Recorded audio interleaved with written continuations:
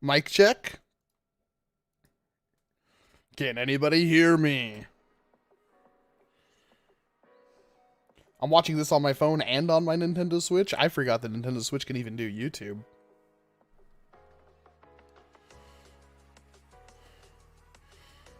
It seems like we are hearable, which is great. I won't wheeze into the microphone too much, I hope.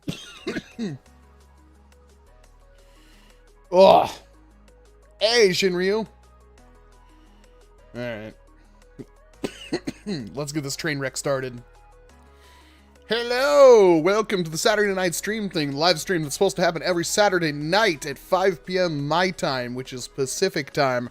I'm, of course, Wacom S7. This is a stream where, sometimes we have a plan, most of the time we don't, and this time we vaguely have a plan, because there's some things I want to talk about, and we'll kind of scatter that out throughout the video, hopefully make things fun and interactive for everybody. How are you all doing this, what is this, the second week of freaking 2022?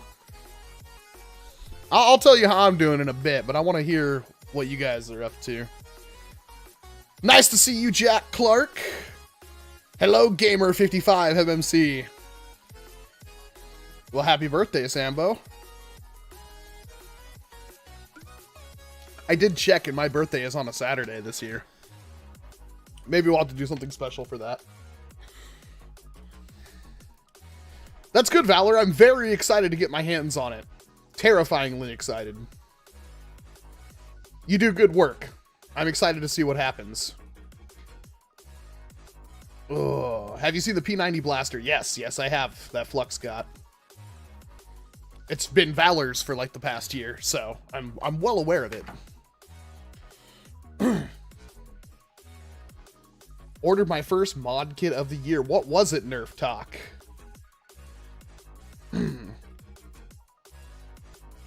Vitamin D lacking from all this snow. That's actually a good point. I really should get some, myself, you remind me, Arc 10, that I should get some vitamins. Will Flux be bringing the P90 bulwark thingy to the stream today? Not that I know of. As far as I know, he's busy. You gotta remember, he filmed that video probably, you know, days ago. Ugh.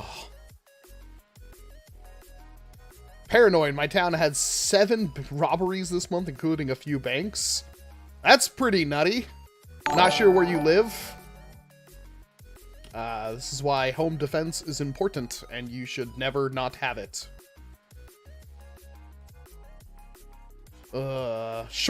Strife short dart kit from Out of Darts. Well, there you go. Out of Darts is some really good print quality.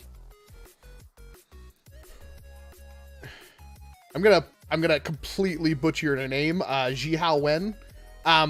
What is your opinion on Boomco right now? Irrelevant. It's there's no point to it anymore. It had a point back when we couldn't easily access short darts. Now that we can easily access short darts, Boomco is irrelevant. Which sucks, because they had a lot of cool designs, but the also problem with Boomco is that like every single design internally was basically a far shot. They never really adventured far from that tree. It's like you'd get a rifle, like a Mad Slammer or something, and it's basically a far shot. You'd get a Dynamag, and it's basically a far shot, which was cool because you could modify all those, but bad because every blaster was basically the same. Man, that, I still say that the Blitz, or Burst Wave is still one of the best shotguns you can have in the hobby. Like, almost stock. All you have to do is really plug the pump. How do you feel about the Nerf Elite Alpha Trooper? I don't like it. I like, at all. I don't like the weird, the grip. It's okay. I mean, I know some people do like that. And I'm also, holy crap, I'll get to that in a second. I also just like, I've modded Love one. the streams and am waiting for my custom bolt action Mega Blaster. Love the streams and waiting for my custom bolt action Mega Blaster. Oh, is that the one from the guy, the Spitfire Products guy? I want to get my hands on one of those. I feel awful because he sent me that that stock kit for the Saturn, and I filmed it and hated the video, and I haven't touched it since. And I want to do a video on it, and I need to figure out how. Ugh.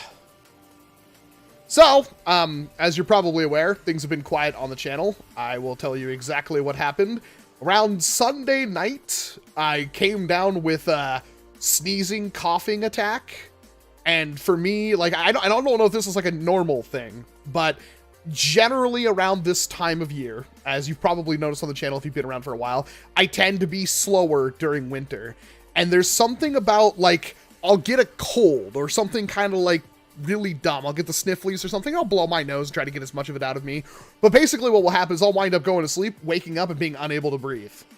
And that's exactly what happened. I mean, we're talking like I can't sleep anymore because I have to focus on breathing. And it always seems to coincide when I don't have my inhalers around, but I'm trying to wean myself off of inhalers because I'm starting to come to the conclusion that most of my issues are probably me relying on inhalers to breathe. And that's not a good thing. You're not supposed to do that. They're a steroid. You're supposed to use them only when you really need to. And honestly, I don't think that what I had affecting me was curable with inhalers. I don't think it was. So basically for about 2 days, I'm not even leaving bed. I can't move. I basically sit with my back against the wall and watch YouTube on my phone and die. And we also lost the internet due to an outage that happened that I didn't call and get fixed until recently because I basically couldn't do anything. I chilled out for a while. I think it was around Wednesday. The wife took my card, went into town, and got me allergy meds, Zyrtec, and got me Mucinex, like the high strength Mucinex, which is like $25 for like 10 doses. It sucks. I took both of those, and within about 6 hours, I could breathe fine. And it took me another day or so to kind of acclimate and get used to being a human being again. And Friday, Flux was over, and we did a bunch of work around the property and stuff like that. Bless his heart, he helps me way too much. Go sub to Dr. Flux, for real. Dr. Flux, you know him, you love him, he's everywhere. And he's a big help to the channel behind the scenes. Cutting wood and stuff like that, trying to make sure that this studio is as warm as possible. Because being up here when it's, you know, super cold out is not fun.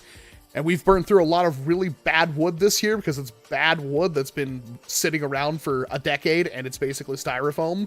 And we ran out. Cleared a bunch of space on the property, but we ran out of wood. So he's been helping cut some stuff and get that back up and running. I got a fire going down there. Hopefully it's still burning. But yesterday was like the first time I actually got up and got out of the house. I did go out a little bit Thursday because I needed new shoes.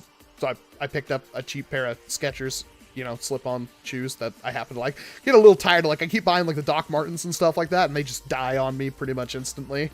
So people are saying possibly COVID. I don't think it was COVID at all. I recognize, like, so I think what triggered it was the wife was cooking dinner and let the pan heat with oil in it for a little too long and fogged up the house.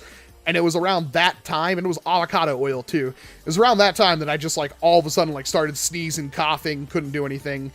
And yeah, like I said, if it was COVID, Mucinex, like, literally cleared me right up. Mucinex and allergy meds. So I'm feeling okay. I don't want to go run a mile or anything like that. Not that I ever want to run a mile because look at me. But I am feeling pretty darn okay right now. So hopefully that persists. I have a video that was due Friday that I still have not done. To be honest, I didn't really get out of bed today until like 2 p.m. It's been a slow day to get going. So I have a lot of work I have to do tonight, and I have a lot of work I have to do this week. Videos that you can look forward to coming. I don't have a super deep schedule for them, but we got the Phoenix 2.0, which I filmed almost everything, and then I'm going to scrap the entire video and refilm it because it was super low energy. The Phoenix 2.0 video is one of the reasons why I kind of took a break. My plan was to take a break for like the first week of January to try to refresh myself, get back into the mood, get happy, bubbly, have energy that you would expect from somebody like me. And that Phoenix 2.0 video, I tried to edit it. Awful. Even though I like the blaster, awful. I'm going to refilm it. I have some good jokes I want to shove in there. That should hopefully pan out well. We got, of course, the entirety of the D-Dart line. I've had that since like November. We got the entire Minecraft line. Had that since like November. There's probably there's a bunch of blasters that I have that I want to talk about. There's the video idea that I want to talk about during this stream. And there's just a lot of things that I think we should discuss, and that's one of the reasons why I want to bring a topic up like this, so I can kind of get a little bit of feedback from you guys during these videos that I have planned, and I think they're very important, but I don't think it's something that should be consumed in a bubble. So that's why I wanted to talk about the topic that I have for you today. I had COVID and got tested negative for the first time. It's been great, and I'm so excited. Well, good to hear, dog lover. Where the heck is my mouse? There it is. Sambo, hey, Walcom, do you like the Ultra Screen Machine? Yes, because I love the Ultra Screen Machine, because Rival, or NERF, literally stole it from me. Look at my NERF Ultra 2 carbine. Doom Guy 101, you are noticed. Breathing is very important, says Gabriel. I agree. It's pretty much the most important. Bullpup Nexus Pro. You.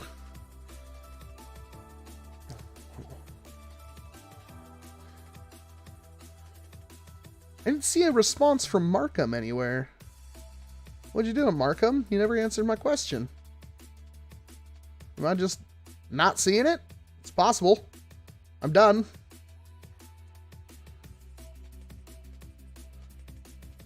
Those Rival Jupiters sold out quick yesterday. Was there Rival Jupiters on sale? Damn.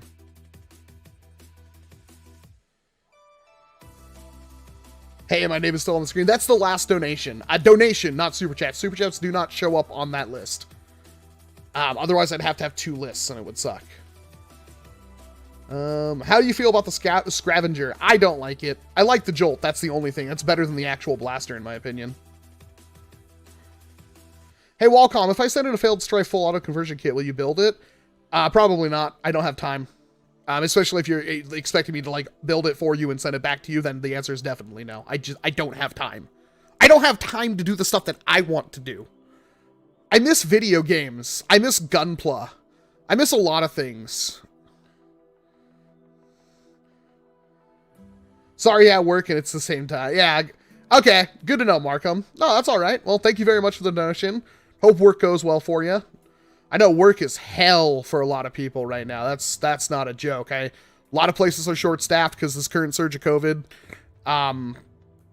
And then everything gets messed up. It's amazing how we built up this huge line of everything working fine and then completely lost it all. Volcom cussed. I cuss all the time. I'm not a saint. I'm a pizza delivery driver. Hey, I did that for years. And ironically, I think I was thinner I was way thinner than now. Being able to eat like regularly good food really helped. Are you excited for the 2.0 Eagle Point? No, I have absolutely no faith in the Eagle Point delivering. And that's, again, something that we're going to talk about. So, where I'm at right now with this video is I'm basically going to start you off with my synopsis. It would help. Hey, Nick C, member for 4 freaking months. Let's go. Demolisher Rocket. That's awesome. That's when you click that join button and join for like $5 a month, which gives you that little thing and access to emotes and stuff during the streams and behind the scenes content when I get back to doing that. I'm really bad about doing that kind of stuff. I want to do it more, trust me. I'm one man trying to survive with a big bill above his head. But thank you, Nixie. Thank you. So, this year, more than any other year, I think is going to be the biggest pivotal point for our hobby that there ever has been.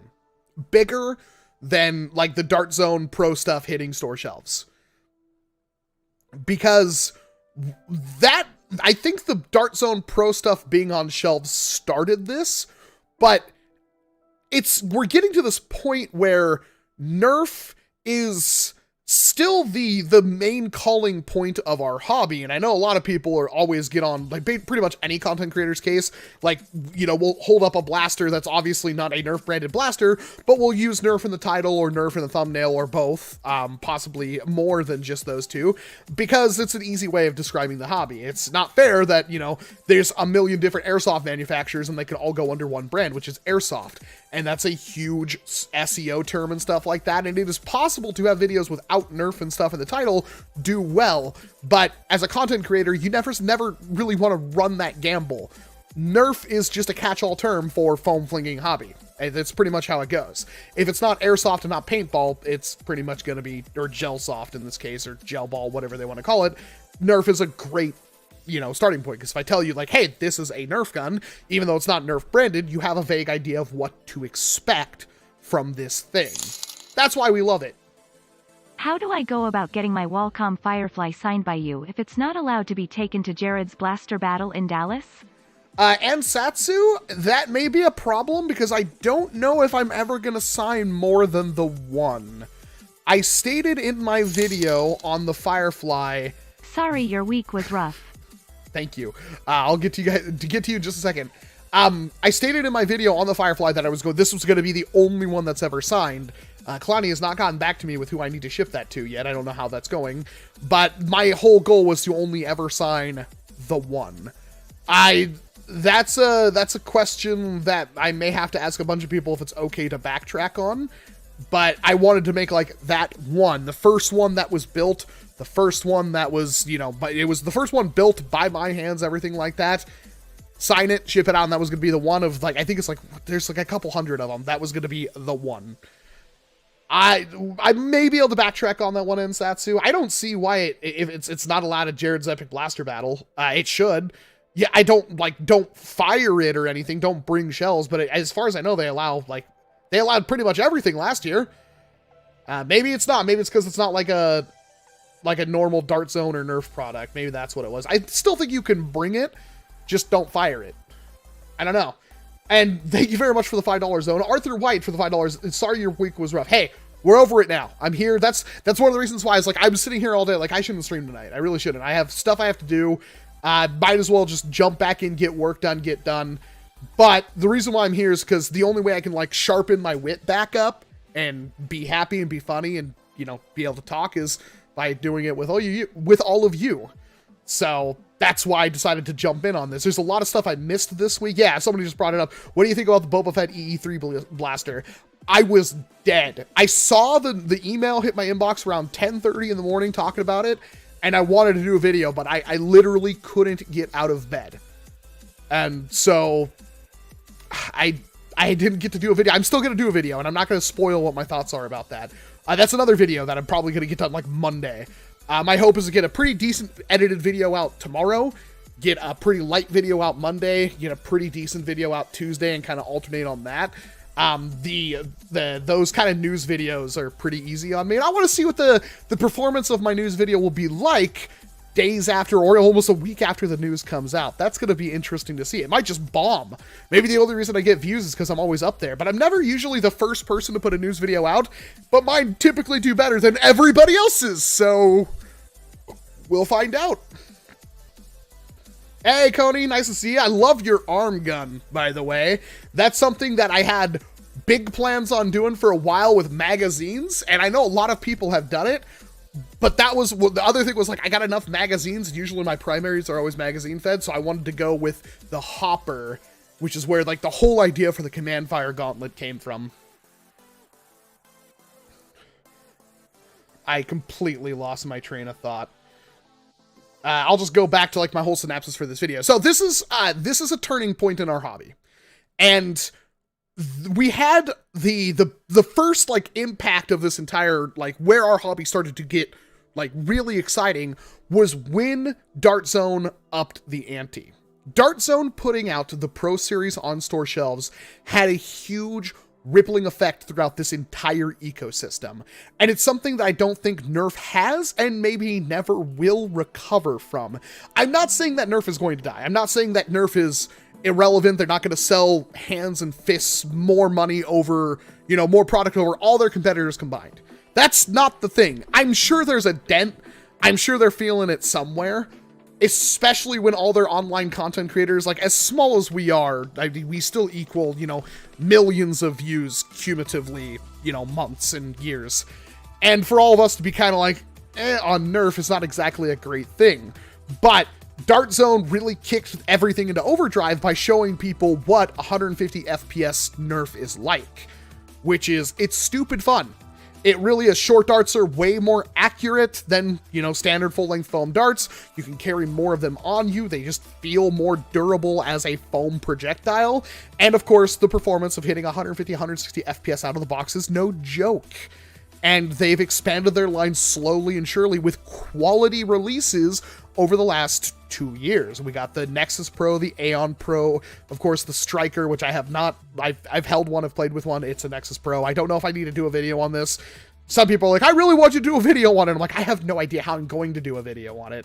The Conquest Pro, which is my bae, and of course the Dart Zone Pro Mark 1.1, which a blaster is I typically don't like. The Mark II, which I have a soft spot for. It's obviously a pistol.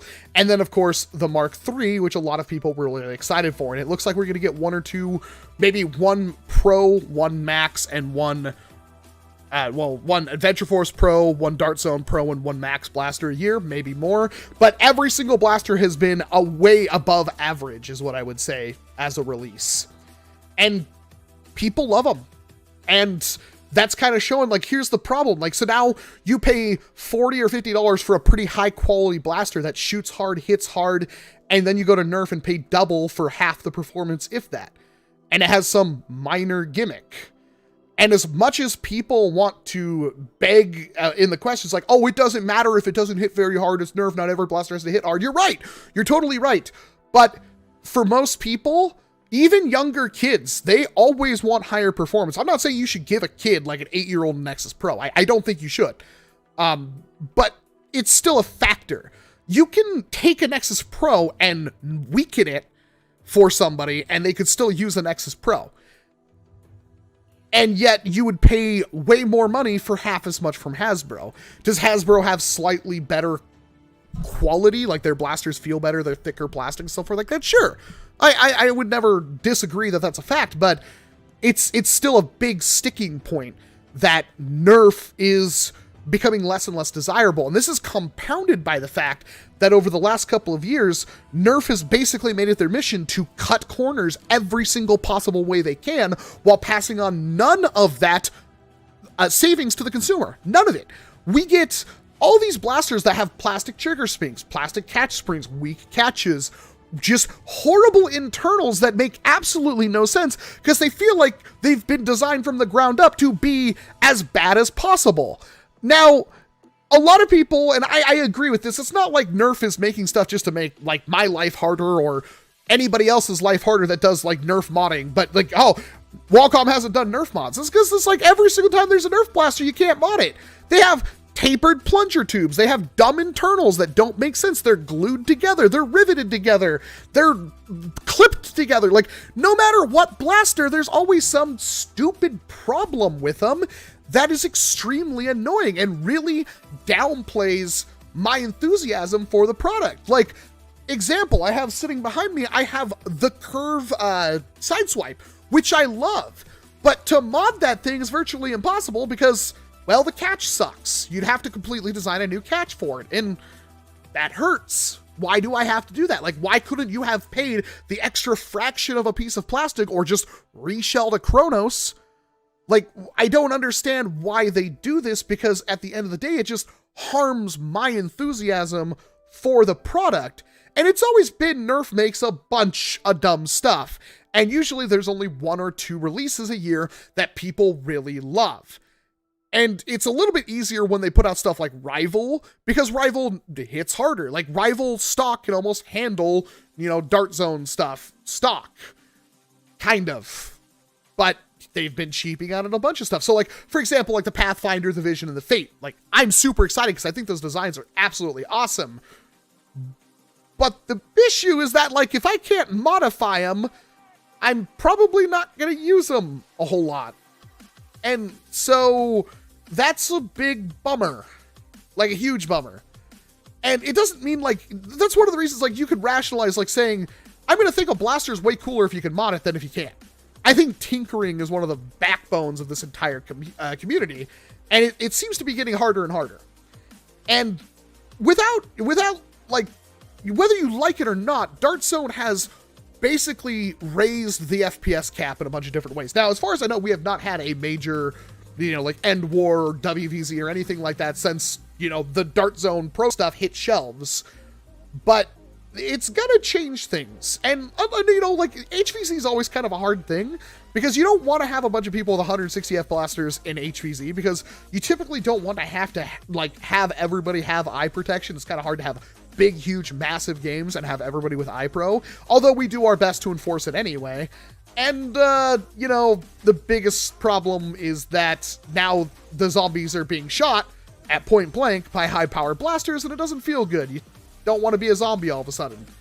And that's an issue. It also increases the expense to the player, because it's a lot more expensive to buy 100, half-length darts than it is to buy 100 whatever cheap foam dart off the internet that you could use to just power your blaster with. So Dart Zone has raised the FPS cap, and that in turn lowers kind of what feels to be the value of what NERF can offer. And so it's like every single release now, and this is even for non-pro stuff, it's like, how many times did I say a blaster wasn't worth buying because the Villainator was a thing? And people were mad. I saw people sending me comments from Reddit. People are just outright slandering me, completely grossly misinterpreting what I was saying when I talk about the value of something like the Villainator. Is the Villainator the best blaster ever? No, but against every single thing NERF releases, yes, it is. It's a better value. You're going to have more fun with it. It offers a good middling line of performance. You can't really mod it, but you don't need to. It does what it needs to do. Same thing with the Tomahawk 60. That blaster is so good, it's so hard to rationalize buying anything else over it, including some rival-esque options. It sucks to say that, but it's the truth. These two blasters, and if there's another one that comes out that's, God help us, they have so much more room they can do. And that's a Springer and a Flywheeler that are both better than pretty much everything NERF has put out, because they're cheap and they're very cool and they have a lot to offer while still having the performance that you would want. And NERF offers nothing in comparison. Very seldom do you buy a NERF product and go I got my money's worth. It very, very rarely happens, and that's a problem. That's a huge problem. So we went from being we accepted NERF putting out lower performance stuff, even though we were still sometimes getting Dart Zone offerings that were 90, 100 FPS. It's is that really that much better than 70 FPS? Yeah, it's debatable. It matters, but then you have Rival, and Rival was doing really strongly, so. And then all of a sudden now you have short darts on shelves, and short darts are just obliterating everything when it comes to performance. And again, whether you want to admit it or not, performance is one of the highest metrics when it comes to value. It is probably the highest metric when it comes to value. And I'm not the only one that's if something hits harder and it's cheaper, it's usually better. You can do a lot more with 150 FPS than you can do with, 70. And I'm one of those people that typically my fun FPS cap is usually around 200. I think 200 is a great starting point for more advanced foam flinging, because there's a lot more you can do than 70 FPS. 200 versus 70 is night and day. There's so much more room to do more things. The engagement ranges are longer. At shorter ranges, it's harder to dodge darts. At longer ranges, you can take those shots and still dodge them. It's fun. That's 150 is pretty good, but 200 is where I really like things to start to shine. Above that, it seems meh. I don't really 250 FPS is whatever. 300 FPS is whatever. At that point, I think the foam dart kind of starts falling off as a projectile, but 200 is pretty good. 200 is pretty darn good in my opinion. Now we're at this point where we have all these Dart Zone things on shelves that we can do cool stuff with. Is there something? I want to see something. Do I have a line or no? Thought there was something weird with my my preview, my background or something wasn't all the way there. so we have all the Dart Zone stuff, and we have the Nerf stuff on shelves, and they're doing battles for your money and trying to rationalize it. We have older people coming into the ecosystem. We have younger people that just, oh my god, I can't believe this. The Nexus Pro is the best thing ever. No other Dart Blaster will ever compete. And it's turning into a weird show, right? Like, well, that's a good way to shut me up. Hi Wallcom, been a fan for years and I've been loving the content nowadays. So have a pack of half darts on me. P.S. Thanks for getting me hooked on Rust and Pitch Black Mount Dew. Mountain Dew Pitch Black has been gone for a while as far as I know, but it is, in my opinion, the superior Mountain Dew. And Rust, never thank me for getting you hooked on Rust, because that game is like a second job. However, I do firmly believe that if you can get good at Rust, you're good at like most shooting games. Rust, there's something about Rust's movement system where you can kind of do like the weavy jumpy thing and dodge shots in a first-person shooter. It's got some of the best movement mechanics I've ever played in a first-person shooter. But yeah, it's like a second job. But thank you very much for the $10 there, Joshua. You have all the Dart Zone, you have Nerf, and then you have the community. Now the community for, I want to say years, well obviously years, they've been doing pump snaps and homemades for so long they hit 150, 200 FPS. And then things really took off when 3D printers become more accessible and 3D printers became better. And it's funny because like now a lot of people have 3D printers and a lot of people are 3D printing their own blasters. A lot. Like astronomically more people have printers and printing blasters and designing blasters than what we had a couple of years ago. Keep that in your head. Because if you want to go out and spend $150 and get a 250 or, 250 FPS blaster, a pump action Springer that takes mags, you can. That's the thing. And it's even cheaper if you have your own printer and stuff like that. But the real like wild card that's going to upset all of this, everything I've talked about, Dart Zone, Nerf, and the homegrown community that we know and love, is all the stuff coming out of China. And I want to explain why that is going to make or break this hobby over its knee like Batman's spine. So, obviously you guys have seen that we basically started off the overseas wagon with the advent of a rip-off of the Woozy. The Woozy being a potentially select fire, but a full auto Uzi, like Mac 11 style, mag in grip, short dart, full auto, cool thing. That was designed by Colin Wood. That design was inherently just completely stolen by people who got the STLs and basically made injection molds off the STLs and started producing cheap China-made, they were functional, but they're obviously not anywhere near as good, which is like the biggest problem with it. But like it's like the same blaster. It's not even like they saw his like, oh yeah, we could do that. That's a good idea. They did that and then cloned it. It's not identical. And I know that there are some people who don't want to hear that. They want to like, oh no, it's 100% identical. They stole a 100% of Colin's work. They didn't have to do anything. No, that's not true. The shell is different. Mechanisms are different. It has a rev trigger. I don't own one, but I have held one. The original Woozy does not have a rev trigger. I don't think that's better, but it's something. There is differences. There's not enough differences to tell you for me to tell you, yeah, go buy one. It's not a clone. You shouldn't. They're pretty awful. But that was a thing, and that made a lot of waves, and it made a lot of people angry. And the worst part about that is we go farther along, and now we've got literal injection molded clones of the Gecko, injection molded clones of the Lynx, injection molded clones of, man, they really love ripping off Adrian stuff, and I feel like I'm to blame because it's my videos on Adrian stuff that gets just an insane amount of views. The Fulmin Nature. Those blasters have all been stolen. They've all been injection molded, and normally that would be cool. But it's not because they literally stole it. But then you have things that go a little bit beyond that. Things that are made that yeah, they're obviously derivatives or inspired by these blasters, but they're not wholesale clones. I would put the Fire Rat in that category because the Fire Rat pumps or primes differently. The Fire Rat has additional features the original one did not have, and as far as I know, there was no 3D printed edition that could do that. And it's injection mold, and they changed some significant things to make it, you know, they're like, obviously there's no way the designer of the Fire Rat can tell me they've never handled a Gecko before, but instead of just like, oh yeah, Gecko, ship, print it, they decided to make it kind of their own thing.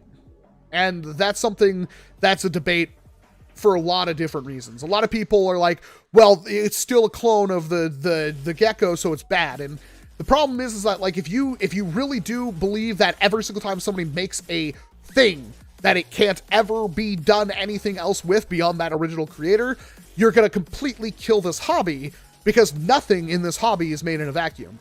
Everybody takes something from everyone and puts their own spin on it. And the difference is finding that line of truth between, well, is this like your own thing, or is this a derivative, or is this a wholesale clone? And I think that's important. That's going to be a question that's going to come up more often than not in 2022. But the thing about these blasters that I'm talking about, the injection molded Woozy, the injection molded Gecko, the injection molded Lynx, and all the other stuff that's coming out, is that these were turned around relatively quickly. They're also almost always infinitely cheaper than their original designs. And on top of that, they don't always perform great, but sometimes they perform as good, if not better, for a fraction of the price. And the reasoning for that is, well, injection molding is more expensive to get started on, but it's generally less expensive to produce and less time intensive to produce. 3D printing stuff takes time. Hand building 3D printed stuff takes time and effort. And you gotta, like, a lot of people don't realize, like, why are you spending $200, $300 on an injection or on a 3D printed blaster? It's because, well, somebody had to put their time into it. Even if it's like $150 in parts, if they have to spend 4 or 5 hours putting it together, it's not worth their time. It's not worth my time to do that. And I know a lot of people feel similar, but that is a thing. And it's always like, it's injection molded, or if it's injection molded, it's usually like they still have to do something. They have to put it together, but it takes way less time than a 3D printing, like a guy in his basement 3D printing stuff and putting it together by hand and selling it on Etsy. So that's a big deal. That is something like our own little homegrown community is being kind of ripped off in a way, but also not. Because, like, if I were to, like, show of hands how many people want an injection molded Gecko for $50, pretty much everybody would. If Adrian was producing that, pretty much everybody would want one. But Adrian's not producing it, so it's kind of difficult to say yes, no, maybe, sure. And I get that. And there's people who aren't going to care, and there's going to be people who care way too much. I'm not telling you how you should feel. I do think that if you see something that is a direct clone of an existing product that is injection molded, I would stay away from it for multiple reasons. It's just bad. It's bad news. Yeah, as much as I would love an injection molded Lynx, my 3D printed one works flawlessly, and I love it. It's also done by Silver Fox Industries, which is probably a good reason for that. But neither here nor there. The other problem is that these were turned around very quickly. The Gecko came out, I want to say I did the video in, like, I don't know, February, April, March, something like that. And the injection molded one was hitting the scenes in, like, July. Same thing with, like, the Woozy, and it's only going to get faster. And the reason for that is that China and that whole entire area of, you know, is starting to...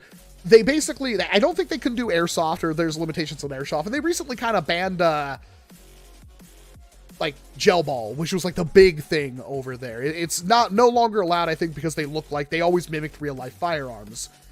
That's less of a problem in this hobby. I'm not saying it's not a problem, and I'm not saying if you like to have realistic foam dart blasters that you're a problem. I'm just saying go to airsoft and find something that's not an outright clone of an existing platform. Or better yet, look at like something like an M14 or, you know, no, M16. Like, how many different M16 NERF or airsoft blasters are there? Airsoft guns. There's like 40,000. That's just a thing. And that kind of stuff, like China, so everything in China and Taiwan and stuff like that shifted over to moving into producing NERF stuff, foam dart shooters. And of course, their original foray into everything was basically cloning what was already out there and taking ideas like the Gecko and stuff like that. But here we're coming into this point where Now things are starting to get kind of wacky. They've established themselves. They've got blasters out there. People are playing with them. People are tinkering a lot more like than they probably were before. I mean, NERF was always a thing, but now it's like way more of a thing, especially overseas. And with how fast people can pump out new blasters over there because they have direct access to the tooling and everything, that directly affects our hobby in a variety of different ways. When you talk about buying blasters now, yeah, we had the Dart Zone Pro stuff, but even then, it's like, if we start seeing stuff like the Fire Rat, and that's on shelves somewhere, or there's like a homegrown reseller that's like all over Amazon and stuff like that, that can sell a Fire Rat, the same one that I did a video on, for $50. Like, that's going to heavily disrupt people who would buy a Dart Zone Pro Mark II. That's going to heavily disrupt a lot of people buying a lot of stuff, because it's like, yeah, you may not have a Walmart nearby, you may not have a Target, but you could probably get Amazon to deliver to you. I don't really know a whole lot of places in my country anyway where that's not a thing. It's one of the reasons why, you know, the Amazon is so monstrously huge. And if you start seeing blasters that are popping up that are like, you know, the Swift and everything is great, but there's a lot of companies that are going to undercut the Swift. And like, I think that was one of like the S100, the Holy Knight or whatever it's called. Like, that blaster is like technically a competitor to the Swift. It's actually cheaper. And it was like a $50 cheaper, and you got a really good blaster in mind. Not perfect, but little issues that could be fixed for a relatively inexpensive price. And, you know, there's still people like, yeah, buy a Swift, and I'm going to recommend you probably buy a Swift. But if you wanted an S100 and you were willing to build it up and everything and save a couple of bucks, I wouldn't tell you no. Because I personally really like the S100. Now, that's a lot to digest, because that's fundamentally gonna change how our hobby works. And the point is, we're getting there. We're very close to that becoming a thing. And the worst part about that is, it's also still going to raise our FPS caps. Or at least it's going to change a lot of things. It's a lot harder. Oh, hey, playbacks are at 1337. Huzzah.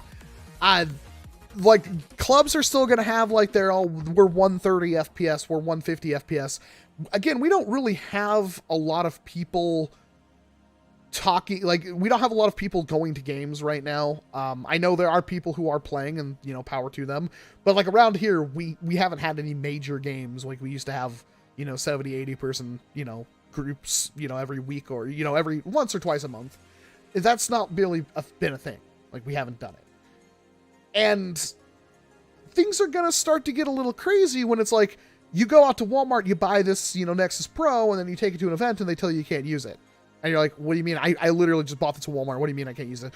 Well, it hits 150 and our FPS cap's 130. You're gonna really upset a lot of people, I think. And that's going to turn people off from the hobby. And it's going to be a thing that a lot of people are either going to handle really poorly or they're going to handle really well. Like, for me, instance, I'd be like, here, let's just pop the O-ring off your pusher and the blaster should be fine. And hopefully that's the case we get to, but that's going to be an issue. Like, we haven't really dealt with it yet, but it's going to be an issue. And then it's like, do you increase the FPS cap? Like, around our games were 150. Well, many Nexus Pros and stuff like that will hit over 150 regularly. So how do we handle that? Do we just say no? Do we have an average and hope it hits under that? Do we try to min-max dart compatibility with the blaster to make it hit just under 150? The same thing with HVZ and stuff like that. It's going to start to be a problem. And our hobby is going to live or die by how well people deal with these issues. You could put it all over the place. That, like, oh, our FPS cap is 130. Here's a bunch of blasters that typically fit that category. Here's some that we know will break that category. You're still going to have people that are going to show up to wars with higher than that FPS cap, and you're going to tell them no, and they're probably going to get really upset and may just leave. They may not work with you. They may just be like, I just spent $50 on this thing, you're not going to let me play, screw you. And that's not a good thing for the hobby. If you're like, well, it's your fault, they didn't read the FPS cap, I post you everywhere, we have the FPS cap to be saved. That's not a good thing. Like, that's not good. Full stop. Like, that's the gatekeeping BS that I hate about this hobby. Like, there has to be a way to incorporate these people without pushing them away. And that's one of the reasons why I'm always like talking about stuff like this. And while like I know almost every single one of my contemporaries are saying things like, oh, screw all airsoft. Airsoft is evil and bad and I hate it, and I hate all people that do airsoft. There's a lot of that in our hobby from very respectable people, and I never will say that because I know there's going to be people in airsoft that are just like me that don't really give a crap. Do I hate airsoft? No. There are things I love about airsoft and things I don't love about airsoft. And it's like, hey, you want to go do airsoft? I'd be like, yeah, maybe. I got an airsoft rifle on the wall over here I spent $200 on. Like, and there's other airsoft stuff I want. It's gonna happen. But I'm never gonna like label an entire like group of people and tell them they're not allowed in my hobby because one or two kids in a comment section that every single is like, why don't you buy a real gun? I just had a kid post a comment that's like, oh, this costs almost as much as a real Glock. Why are you spending that on a Nerf gun? That's stupid. If you can't tell the difference between fun and firearm, I mean, yeah, sometimes they go together, but I'm not going to be able to do things with the real gun that I could do with the fake one.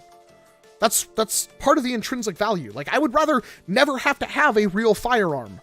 I would, in a perfect world, I would never need to have a real firearm. Like, as an oxymoron as that is, a firearm is a firearm. But there are, like, I love competition. I love, you know, marksmanship. These are things that I enjoy. And if I can get that out of flinging foam darts in my garage, I'm all the better for it. That's way cheaper than ammo right now, that's for sure. OSU has a ban list for their on their campus rules. I don't know if it help replicate it, but it needs to be a universal list. You're never going to get every group to universe. That's the problem with our hobbies. You're never going to have a universal thing. I think that goes true for almost everything. Unless there's literally a law in place, there's always going to be people that will go against it.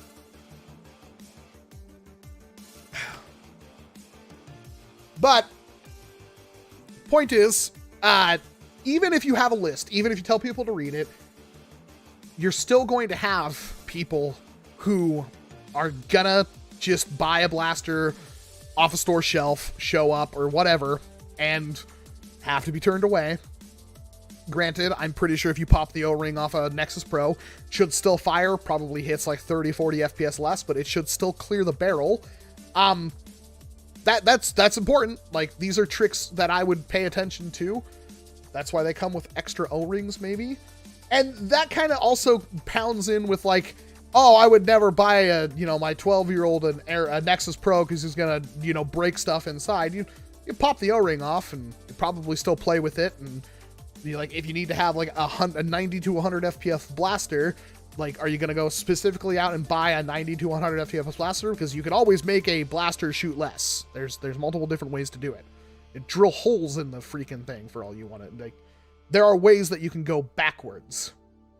And again, that still hurts. Like, everybody gives NERF a, like, oh, well, I buy NERF because I don't want high-powered stuff. It's like, well, that's all well and good, but why would you spend $80 for the privilege when you can spend $20 and pop off an O-ring and get similar, if not better, results? It sucks. And it's a big, huge problem in our hobby that is really going to be pushed to the breaking point this year. We're going to be seeing a lot of weird stuff. And I think this is going to be like one of those, like as much as I love my 3D printers and everything like that, I have like all of the 3D printed stuff. Not all of it, but I want to have all of it. I buy as much of it as I can. It's going to start happening where these blasters are going to come out that's like, yeah, here's a select fire, you know, awesome blaster for $150, brushless, China made. It's like, how do you compete with that as a small scale thing? Something about arcing a shot through trees and still hitting someone in the head 75 feet away is why I play NERF. There's a lot of reasons why I like NERF over airsoft. Like, if you cannot see the difference between a foam dart, like a full-length foam dart, and a tiny little BB, and not understand the intrinsic differences of how that projectile functions, at any FPS cap. Like, you're just dumb. I'm sorry. Like, the one thing that pisses me off is when I see the Reddit comment. This is why Reddit's cancer. This is why I hate Reddit. I have no problem saying that because their moderators don't do anything. They never make any effort to make the place better, and the people who love Reddit are going to love Reddit, and then they don't realize how many people hate it. But you go on Reddit and you talk about, oh, I'm 250 FPS blaster, you'll get, oh, might as well just play Airsoft. It's got 46 upvotes, and the guy's doing freaking donuts in his parking lot. He's like, yeah, I'm popular. I said something that made me likable. In reality, you're just in an echo chamber of dumb people liking your dumb comment, and the whole entire problem is that you're just ticking off the person who made that original comment. Like, I don't like kids who do, like, drain blasters. There's a reason why we just, like, there's no point to them, right? Like, and we've been saying that for years. And yet, how many kids have I banned off the Discord personally because they're obsessed with, like, oh, my drain blaster hits 500 FPS. Here's a stock I made for you. Here's my barrel system. Hey, and they tag me like 17 times. Welcome, check out this new barrel I made for my Death Dealer 9000. Like, it's all dumb, and I hate it. Like, I've never liked these. I can't really do it. Like, sometimes there are people, like, if you're just too young and you can't understand, like, here's the reasons why we don't do that. And you'd be like, well, I really like it. My war lets me use it. It's like, whatever. Like, I did that too. Like, my first, like, real taste of high-performance Nerf was a single Titan. But I also realized, like, nowadays, it's like, even if I wanted to use a single Titan in a war, it'd be dumb. You get one shot off and then have to pump the thing back up. In the meantime, people are going to be able to hit you multiple times with pump action or flywheels that'll hit, like, you get it. Like, it's pointless almost. And, like, I get, like, there's things that, like, should be kind of gate kept. Like, you have to make an attempt. You have to say something like, hey, we don't like that kind of thing. Here's why. And if you don't understand, you don't understand. But when you're like, oh, you better train, you want something that hits 150 FPS, better play paintball. Yeah. You're dumb. Like, full stop. Because even if you're like, I want to play both, or I want to play airsoft, like, there is a big difference, and I don't have an airsoft BB near me, between a 6mm BB and a foam dart. Even at the same, like, a 300 FPS foam dart and a 300 FPS BB are completely different. Completely different. 300 FPS BB can hit a target from obscene distances away, but to fire the thing, it kind of feels dumb. And it feels dumb where it's like every single person's using the same ammo. Maybe they up or down the weight of the BB, or maybe I think there is like 8mm BBs and stuff like that. But it's still the same. Like every single thing's using the same thing. It's like, yeah, we have a lot that uses foam darts, but how many people are using full lengths? How many people are using rival? How many people are going to be using those 50 cal foam paintballs? Those are going to be important in the future. And how many people are using Mega XL and stuff like that? We give like game modes that utilize all of this as much as possible. And even then, oh, it's like this. Well, it's like how many different blasters of different FPS types and stuff are going to be firing just this dart alone? Airsoft does the same thing, so I guess that's a moot point. But yeah, you get it. Like, it's not the same thing. Stop saying dumb stuff. Like, stop gatekeeping because you don't like the idea of playing high velocity. Because it's fun. It's fun. Like, you can play high FPS and low FPS. And there's a big difference. Like, I don't play 70 FPS Nerf because it's for babies. Like, well, that person go F themselves. But, like, I'll have fun playing stock Nerf only. Like, we can go play Mavericks in the parking lot. We can have fun doing that. I personally, like, if I wanted, like, hey, what Nerf do you want to play? I'm like, let's do a 200 FPS cap. But I'm also one of those people who's like, I'd rather have, like, the way you prime the blaster be your FPS cap. That kind of thing. Like, I'd like to have flywheelers capped at, like, 160. I'd like to have, you know, front loaders capped at, like, 240. And, like, make that stuff kind of make a difference. So you can have sniper rifles and, you know, other stuff and have it be somewhat balanced in one without feeling like you're ever gimping yourself. But then you have too many rules, and that makes things more complicated. It makes things less fun, except for those who are hardcore into it. And if you can find a group that will do all that, power to you. Most of the time, it's like a solid FPS cap of 150, and everybody's using a freaking caliber. And we dealt with that for years, and it wasn't very fun, to be personal. Bobo innovation here. My patent got stolen by pirates from China. I couldn't afford to sue them. That's why I started doing Nerf inventions. Damn, dude. I got your Game Boy over here. I'm excited to do the video on that. That's another thing. It's like just sitting here that I need to do a video on. That sucks. Yeah, like you can't. What are you going to do about that? Don't ever release your files. I'm really interested to see nerf AEG. That's kind of a thing, Dark, but at the same time, like, it's never going to be that good because that's so much more complex. You need so much more air volume compared to a little 6mm BB.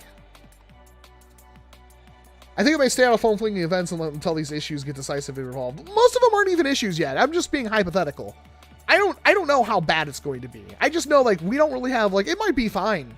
But I still know, like, there's going to be problems somewhere, and it's like, how much of a problem is that going to be kind of thing.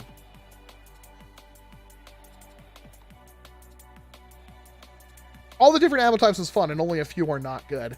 You're not wrong, Arthur. I kind of wish that, like, in a perfect game, every ammo type would have a use.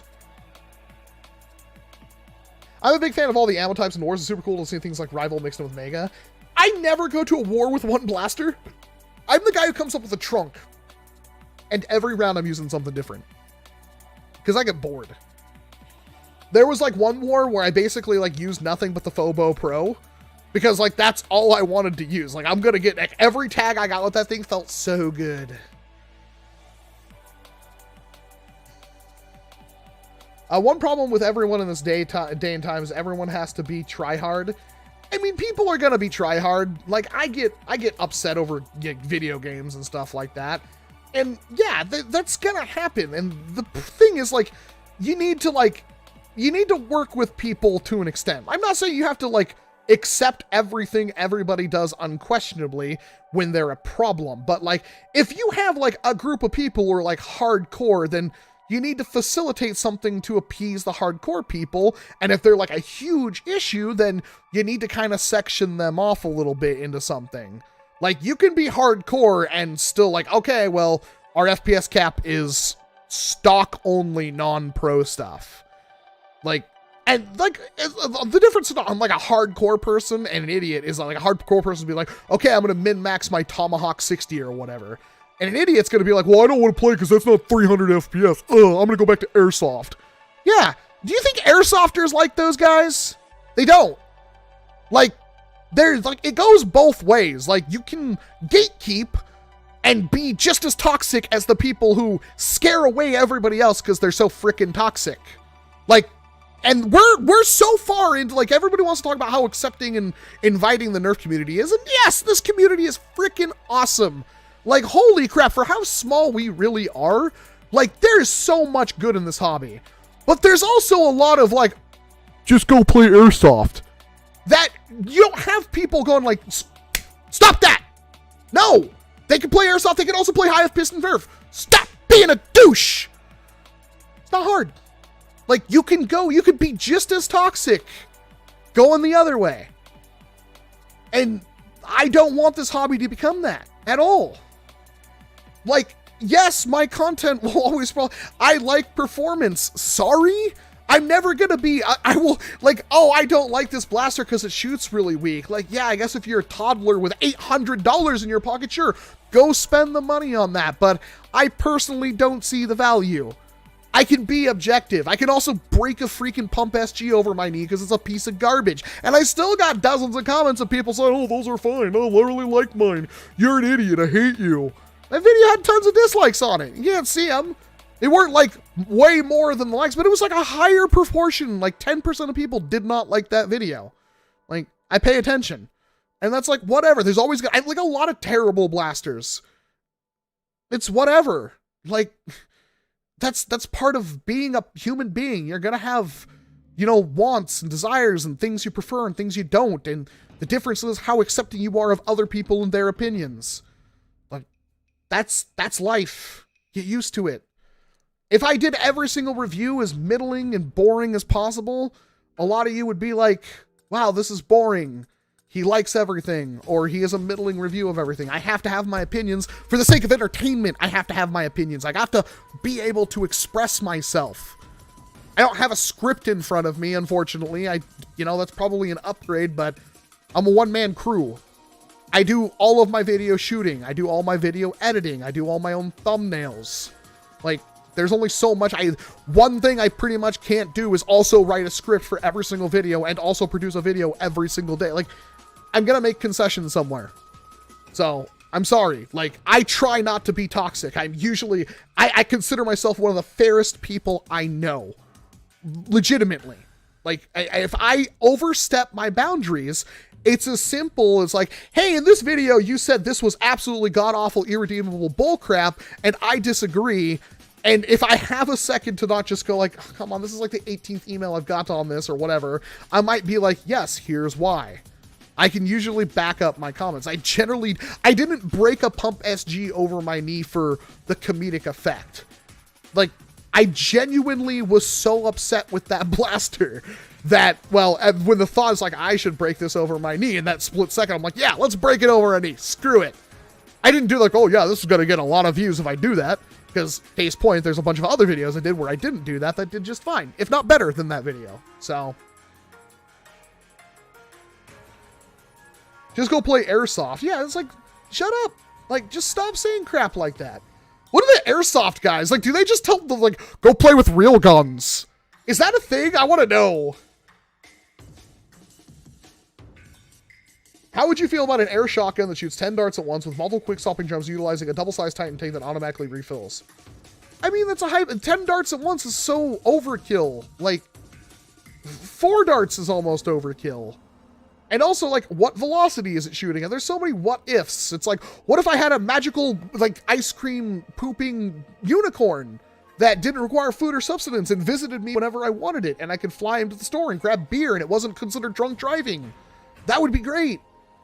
Like, there's a lot of things. I try not to get, like, the hypotheticals, because like hypotheticals. My entire video that so far has been hypothetical, but I have things to back things up. Like, most of the time, like, because, like, for instance, like, having an automatic filled, like, air blaster, those exist. I have multiple of them. I actually have the stuff to build another one. They're good as secondaries, because, like, it's kind of like having a special ability in a video game. Like, you put it down when you're not using it and it pumps up and then you fire it again. It's like having a cooldown. That is 100% a thing. Just buy a real gun. Thing is something people do. Like, seriously, I want to slap anybody who says that. Like, yeah, just go buy a real one. It's like, okay, explain to me where I can get a real one of these without having a Class A3 license and several tax stamps and all this. Like, no, I'm just gonna buy the fake one and have fun with it, jack off. God. Flip 8 and 32 are good. Beware the 16. I'm not gonna say they're good. I'm gonna say they're fine.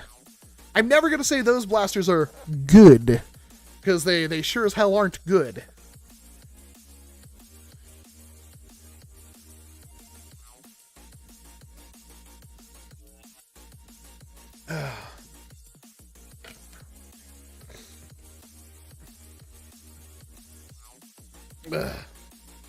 Trying to decipher through the comments. I think you have almost more credibility because of how you do reviews and how honest you are. So there's a difference between honesty and, like, some people accredit bias to being dishonest, and that's unfair for a lot of reasons. If your bias is one company, that could be an issue. I'm not biased towards any company. If you're like, why do you tend to review Dart Zone stuff positively and Nerf stuff less positively? I can give you a laundry list of reasons. But my biases are like, I like pistols and shotguns. I don't like, if we're playing Call of Duty, am I going to immediately go to the assault rifles list or the sniper rifles list? No, you will rarely find me in those lists. I will always, the first thing I'll always look at pistols is, and can I run a pistol without a primary?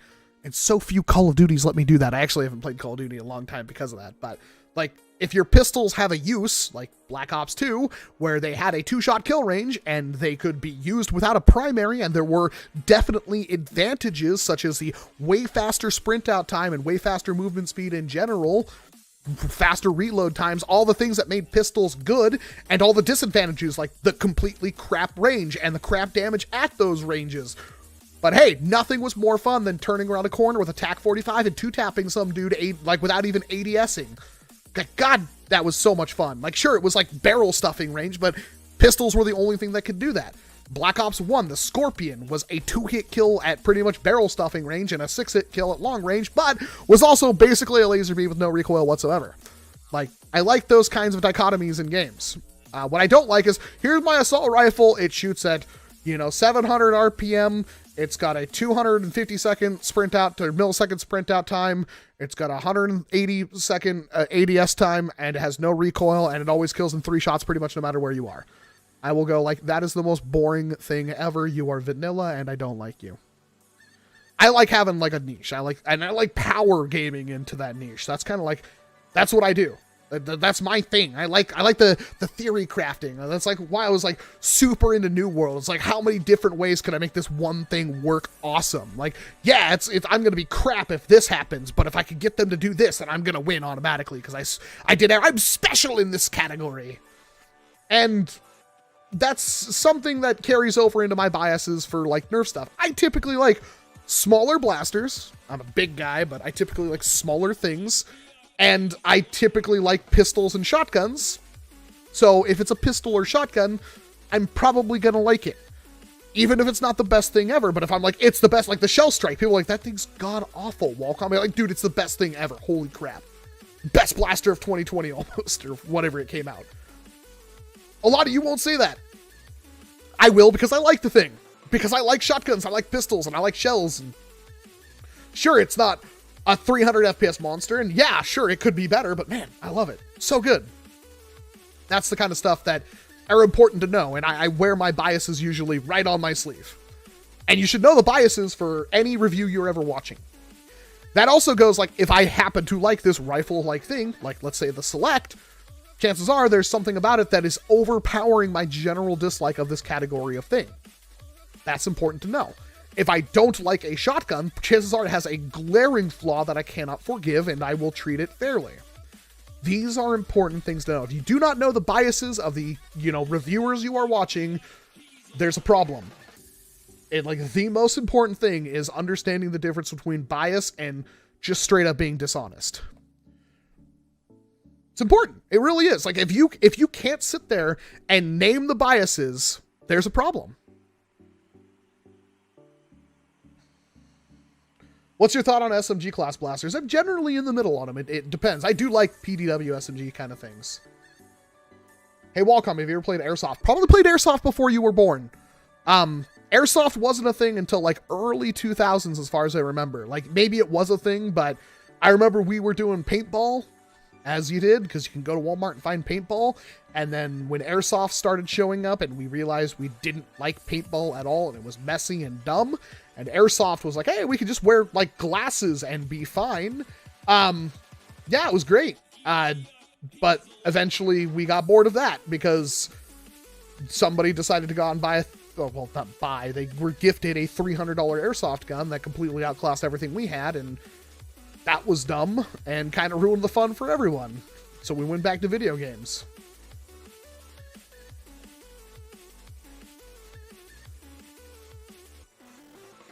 The Flip 32 is an instant refund. Might have been mind defective. I don't know. I mean, that's always a possibility.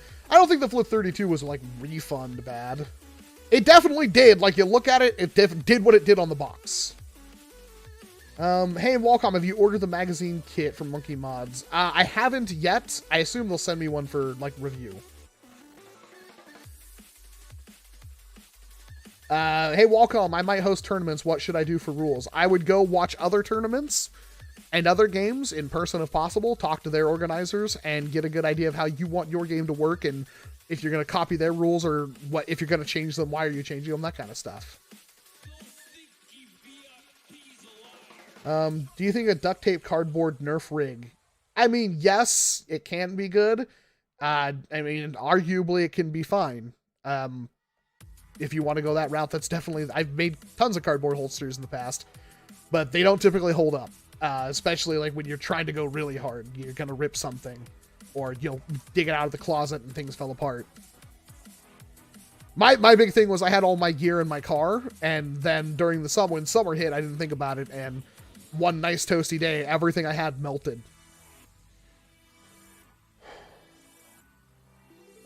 What's your opinion on automatic springers? It's meh. I don't think we have like a truly amazing, like,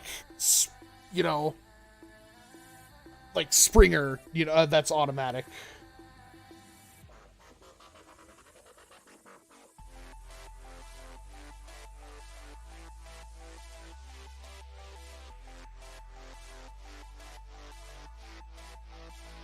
Sorry, texted my wife.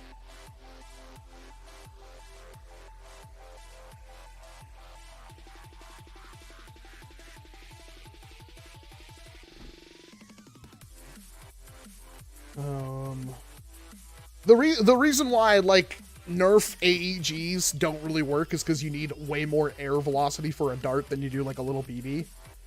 So that's kind of why those don't tend to work out that well. I did have a Stampede hitting like 170 FPS at one point, and then it stopped doing that, and I never understood why. It's a very vague question. Those are usually the more fun ones to answer. But which blaster are you personally enjoying the most? Definitely still the Firefly. That's kind of like, I want everything to do with the Firefly, but I have like the side swipe sitting behind me because I was playing with those, and my god, is that blaster comfy.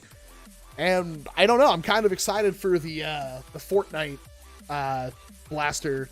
Now that I have it behind me, I'm kind of looking at it, I'm like, I might actually like this thing, because I think I only ever held one of Flux's modded ones and never played with a stock one. Could be good.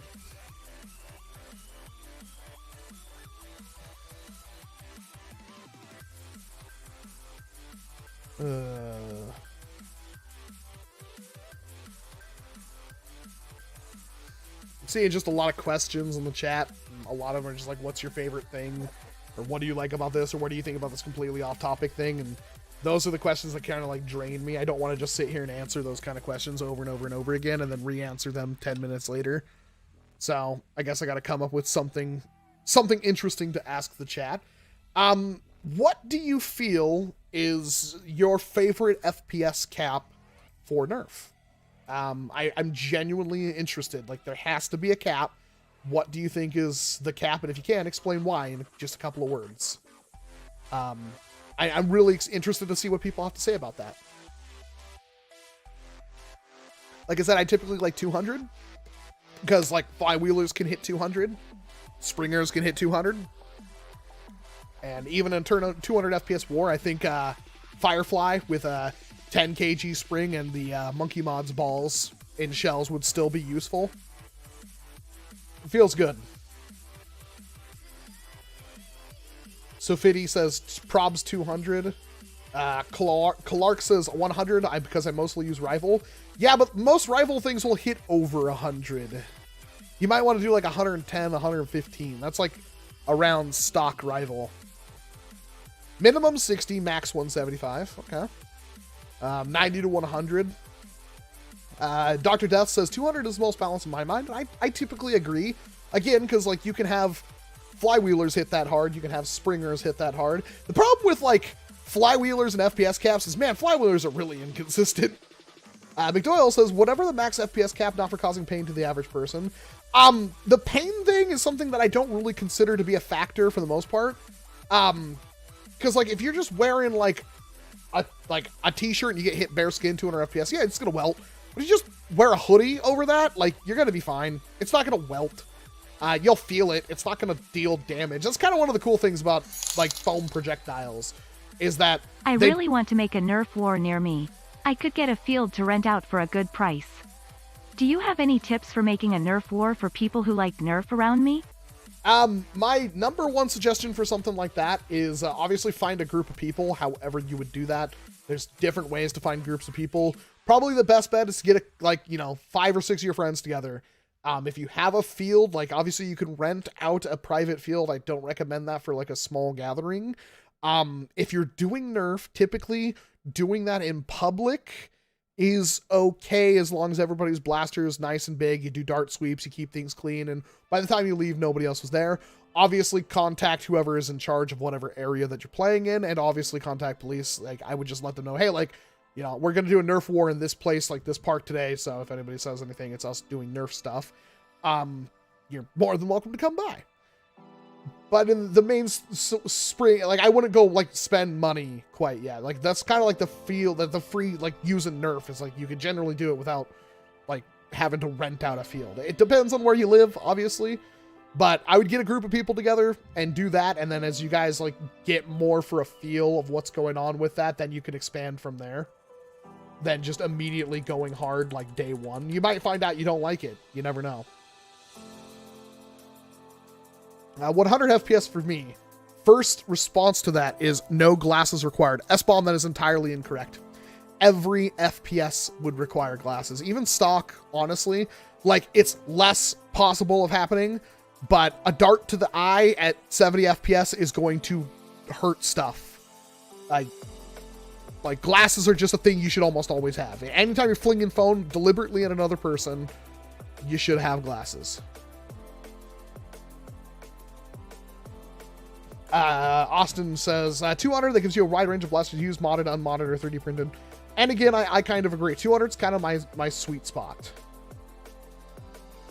And again, it's not like, oh, I like Nerf to hurt. No, of course not. Nobody wants it to hurt. It's just like, I don't find those hurting. Like, yeah, I've been shot in the neck or in, like, the cheek or something and be like, ow, and had a welt. But, like, if I'm getting shot in the chest, like, from 200 FPS, it's not going to welt. I'm usually, like, wearing a hoodie or something. Would a pink fire rat be a good sidearm for the Wacom pink firefly? I mean, it can be, because then you're going for, like, you have, like, a mag fed with a non-mag fed, so you're not, like, cross, like, cannibalizing mags there. But, like, what's the purpose of your sidearm? That's, like, the big issue with, like, somebody got on my case about this. A secondary is something that your build, like, you have a reason to have it. In my, like, and people are like, oh, this is not real. When I play Call of Duty, your primary is this, a secondary is that. It's like, that's not how things. Your primary is whatever your entire build revolves around. Whatever you're attempting to do in a war, that's your primary. Like, so if my primary is the Firefly, I'm gonna have a dozen, like, you know, couple dozen shells on me. I'm gonna have the stuff to feed that Firefly. But then my secondary can still be practically anything. But typically it's like, if my primary is a Nexus Pro and my secondary is an Aeon Pro, like, the only reason I'm using that Aeon Pro is if, like, I'm caught reloading, which is basically a thing that never happens, or there's a problem with my primary, which these are things that I don't think you should necessarily build around. Sidearms are something that typically should be, like, drawable, like your literal emergency thing, because there's gonna be times, like, yeah, you will get caught reloading. Like, you are not going to reload like a video game when you're running and diving behind cover. A lot of people seem to think they will. Chances are you don't. The amount of times I've been caught reloading, and it almost never happens. What happens is they catch me when I'm scavenging for ammo after I've emptied everything. That's just kind of how Nerf goes. And would you have a sidearm for that? Yes. Would a Firefly be a Fire Rat be a good sidearm for that? You kind of have to, like, drop your primary to draw that. And so you're kind of, like, dedicated to using it at that point. You know what I mean? Like, a sidearm typically is something that I would have where I can, like, still use it. Usually it's like a flywheeler. It's one of, like, those mag-fed, you know, flywheel in grip pistols that are becoming more and more popular, or like a Woozy or something like that, or something that, like, I just need to get one shot off, maybe two, but I shouldn't have to, like, carry spare mags with me or anything like that for my sidearm. Like, if it's a secondary, it's like, yeah, I'll carry a Firefly or Fire Rat. I'll carry 2 extra mags for it, because my build does not revolve around the Fire Rat. My build revolves around the Firefly, and the Fire Rat is there to help me, like, do something that, like, helps my primary in some capacity, whether it's saving ammo or so forth. That's my, like, people are gonna say I'm wrong. Maybe I am. I don't know. Typically I want my sidearm to do something that my secondary to do something that my primary doesn't. And if I don't have a secondary, it's fine to just have a sidearm. You know what I mean? It's also fine to just have a secondary and no sidearm. Like, that's also a thing. As for would I use a Fire Rat with a Firefly?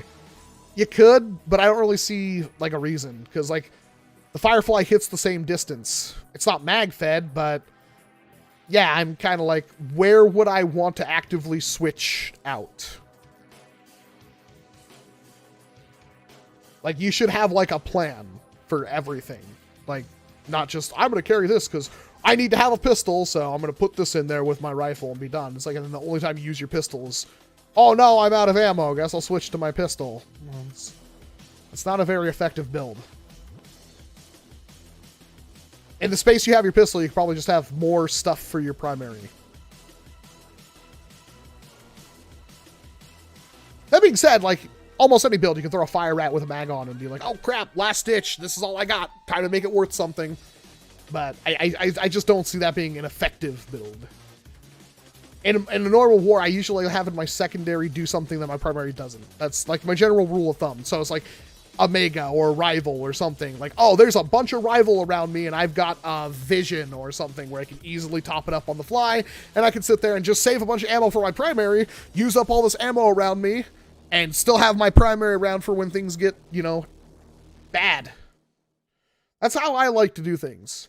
Or I'll use a front-loading pistol as my primary, and that's because like I'm gonna sit in the back and just plink at you with my primary, and then have something that just dumps darts as my secondary, and that's mag fed. So when you get close to me, I can just hose you down or try to bait you into getting into closer range with me. That's stuff that I do. My main thing for a long time was just plinking at people from a distance, and when they got close, hosing them down with lots of darts.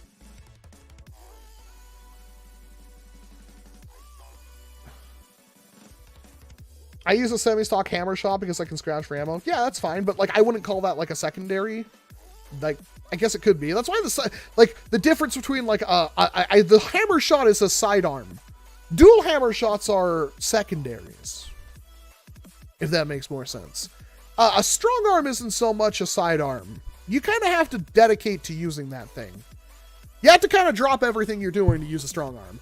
I can be like, you know, oh god, plap, plap, plap with my hammer shot. Like, that makes it like kind of a good one. You'd have a knife finder as a sidearm, just as long as you're like, oh snap, boom, and go back. Like, you know what I mean?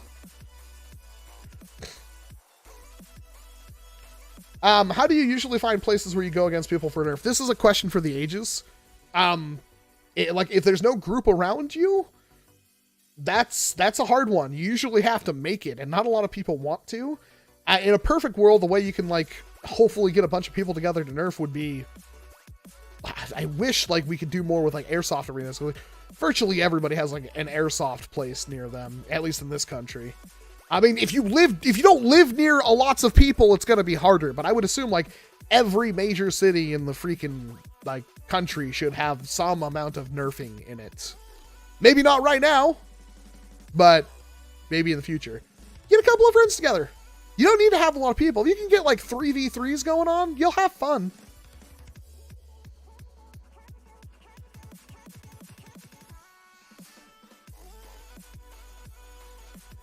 Hey, Walcom, do you know if there's been any updates on the lever action kit for the Rival Saturn? I do not know of anything yet, Joshua. Why was the Pump SG not on the worst blasters of 2021 list? I forgot. I was so upset about the, I was burnt out because I'd filmed so many videos, and I was upset so much about the Mandalorian blaster. Like, if I thought I could forgive a $30 single shot mega because the Mandalorian thing was so bad.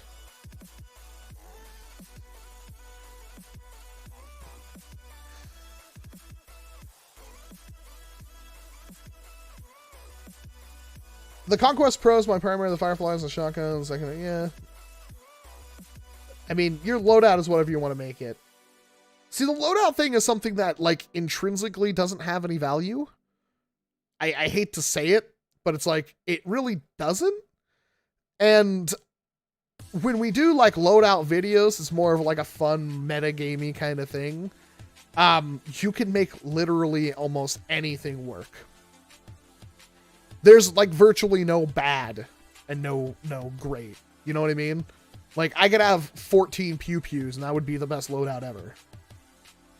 Like, I could have one pew-pew and have it be the best loadout ever. Like it's kind of just a video gamey way to look at it. Like when we do loadout videos, it's not like these are hardcore, like you are this, you have to have this to be this, to be this. It's like, that's not a thing. Like you can have a Maverick and still be effective.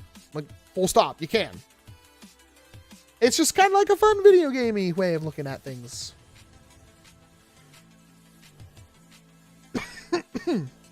When are you doing a review on the NERF Rival new blaster?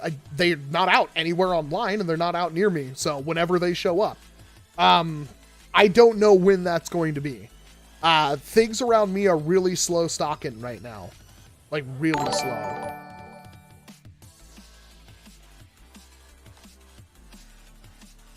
Are you going to do a stereotype vids like Coops? No, because I don't need to copy what Coops does. He's done his own thing. McDoyle member for 39 months. Just figured I'd do a little flexing. McDoyle's the longest going member. I think he was literally the first one in front of, man, that's over 3 years. God dang. Like, I'm getting old. He's in front of Homely by just a little bit. But, Jesus, thank you, McDoyle. You were the first and you're still the best. Don't let Homely know that.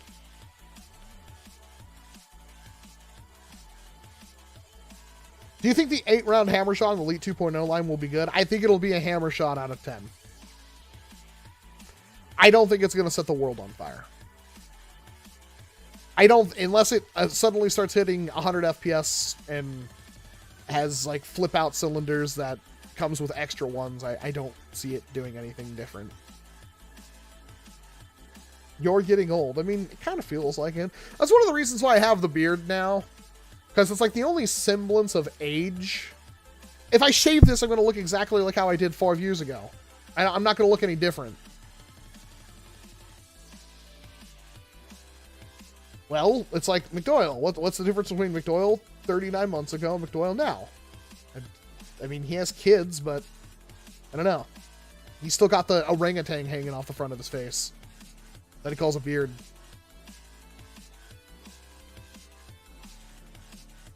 What is a Flex Seal Nerf Blaster happening? I don't know if it will happen, but it's something I want to do. Mostly because I have all those stickers and that weird fan of Phil Swift's head. I just feel it would be funny. Fliggin' foam with Flex Seal.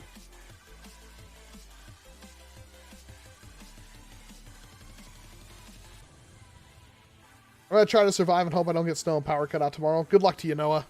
Take care.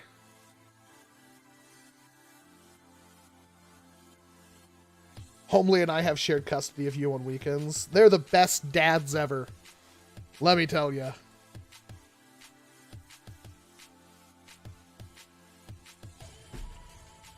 Oh, it's already 6:30. Oh. Feels all right in here. I don't know if that fire kept up. I'll have to go check on it at some point, but... In your opinion, what is the best short dart blaster right now? The Pew Pew.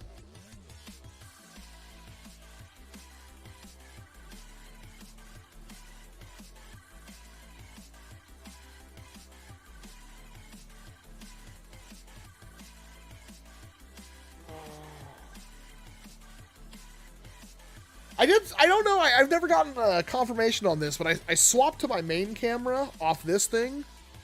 This is mostly what I was using last stream. This one's, I think, 24 FPS. I can't change the FPS of it when it's in webcam mode. This one's 60. So, you're damn right. Who gave you a Game Boy for your birthday? So you should still have... Yeah. But you can see, it got wet. Like, and I don't know how to, like, I'm really upset about this. Because, like, the screen has that, like, halo effect to it. God, I love the micro.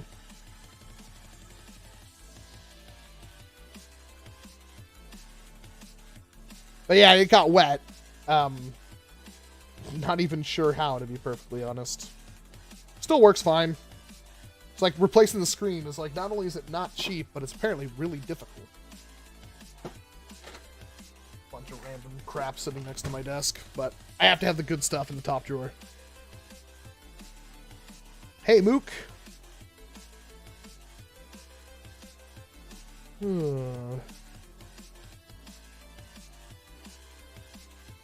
So, interesting news. I was planning on going to Toy Fair. I was working on that. And, Toy Fair, first thing that happened around, it was around last week, earlier last week maybe, Hasbro pulled out of Toy Fair, which made me seriously question going to Toy Fair. And now Toy Fair is canceled. I didn't expect Toy Fair to cancel that, like, close. Because I know like companies have to pay and like make stuff, like build like, you know, booths and stuff for that. And I feel like they have that done way ahead of time. And I was not expecting Toy Fair to like straight up cancel. Maybe it was like maybe they only work on it about a month ahead of time. I'm not sure. But yeah, Toy Fair is canceled. So I don't know how that's going to plan out. Jerob's Epic Blaster Battle is again this year. Is again a thing this year. I am going to it. It was supposed to be in April. It got pushed to the last week of June again. So I have to deal with Texas in the summer again. That's just like a fun thing for me to do. It's like a nice little distraction vacation. I get to meet people I don't normally get to hang out with, like PDK and stuff like that. Flux is going with us, which is going to be fun. And hopefully it's a good time. And if you are around for that, you know, I'll be there. We'll be flinging foam. We'll be having a good time. Thankfully, it won't be a double header. And that will make it more tolerable for doing all the stuff. And maybe I'll get some content out of it this time. I didn't really film anything. I don't even think I really brought my camera last year. I have a tentative plan for something that I can't talk about that I'm going to in April. That's not like solidified. It was just a thing that was dropped on me a couple of days ago. That I may be going to in April. I'll have to fly. They're going to fly me out for it. Should be fun. Not sure if I'll get content out of that or not. It's all up in the air right now. That's pretty much all I have scheduled right now for... Oh, hey, it's welcome. Speak of the devil. There's the homely. Nice to see you. Thanks for coming out. Thank you for the pocket money.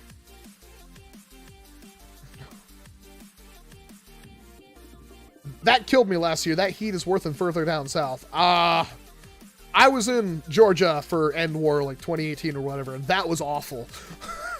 I never want to go back, ever. It was so bad. Thankfully, everything had really good AC down there, but my goodness. Oh, hi! Why are you covering your face? Oh, yes, that's because it actually looks like I'm smoothing out my skin. Anyway, how's it going? Yeah, sorry. I wasn't going to be perfectly honest. I won't be going for too much longer. Do I need to mute the microphone for a second? I can take a short break if you need to talk. Are you alright? You sure? You want to come sit next to me and talk to people for a bit? It'd make me happy and make them happy too. Literally anytime you're on camera, people love it. Did you get dinner? Yeah, I guess we'll have to go back out then. Yep. No, we'll go out to the store after the stream. So don't get changed into PJs. Oh, I do have a question really quick. What happened to like the tire inflator and stuff that I had on that table? Where'd you put all that stuff? Okay, well, fair enough. We'll figure it out. Hi. Oh! Can you check to make sure my fire's still going? Maybe throw a log on there if you can. Thank you. Well, that was the wife. She's very, very camera shy. I'm not sure why. It's funny because off camera she's like, I should sit down in the stream with you and we can talk about stuff, and then never wants to be on camera.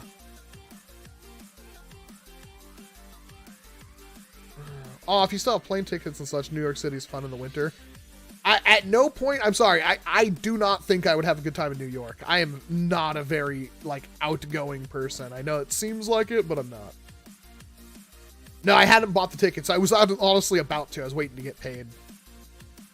Hey, Rickroll Gamers, thank you very much. Yeah, I was going to fill the tires in the Volt, and I can't find the inflator. I don't know where it went.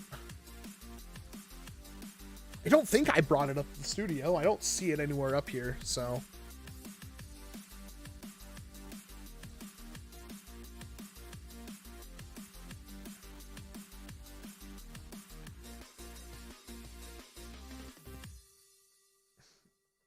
So, there are a couple of exciting things happening. I wish I could say more, but again, they're like tentative plans at the moment. Videos, I'm sorry there was practically nothing this week. Like I said, I wasn't even going to stream because it's been a very, very bad week, and it sucks. It's like, oh, it's been a bad week, and then I get on camera and I seem fine. But no, it's been 3 days of laying in bed wanting to die.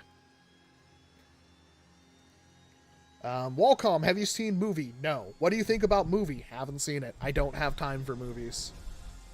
I haven't even played video games. Like, the only quote-unquote game I played at all was Final Fantasy the First Soldier, and that's because I could play that when I'm, like, about to go to bed. Yeah, I haven't even finished Shin Megami Tensei 5 yet.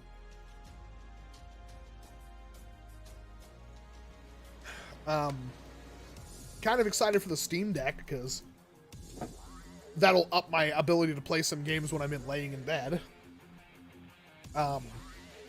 No, it's like, I can probably go to my Steam thing. It's like, you've played 0 hours in the past God knows how long. Yeah, that's a great thing. Let's go to my Steam profile. 0.1 hours in the past 2 weeks on Steam. Yep, sounds about right.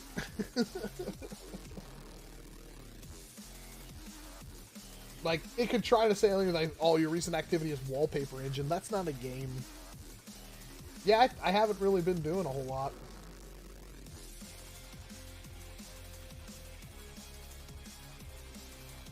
I got an Ender 3 for Christmas. Which 3D printer do you recommend? The Ender 3. Well, maybe Ender 3 V2. That's a bit more expensive, though. A good, cheap printer to get into? Yeah, Ender 2, or Ender 3, Ender 3 Pro. They're fine. Are you doing all right? I'm doing way better now, Sparky. It was bad there for a bit, though.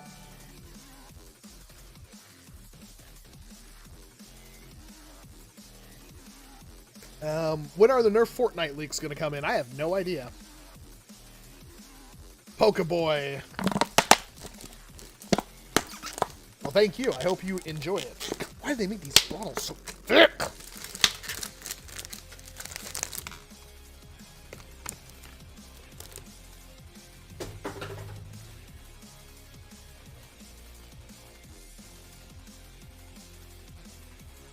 Oh, 3D printed blaster. Oh, there's so many out there, Skinny Red.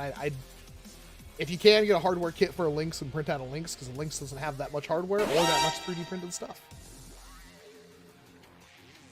Thanks for getting me into this hobby. Much love, heart. Yeah, McDoyle, I should have 4 this month that I know of. I haven't been paid for any of them, which is slightly concerning. I need to talk to somebody about that. But yeah, I have Raid Shadow Legends that'll probably be up tomorrow, so have fun with that one. I have the Exter one, which I love Exter, holy crap. And then I have 2 more Squarespace. And I have to try to line some stuff up for February. Why break bottle? Because it's easier to, like, fit into recycling when it's crushed down. Fortnite Compact SMG. I am hoping that's an actual thing, but I have not seen anything besides the pictures that everybody else has seen. That thing is an anomaly. We've never seen the box, I don't think. Yeah, I have not seen anything about it.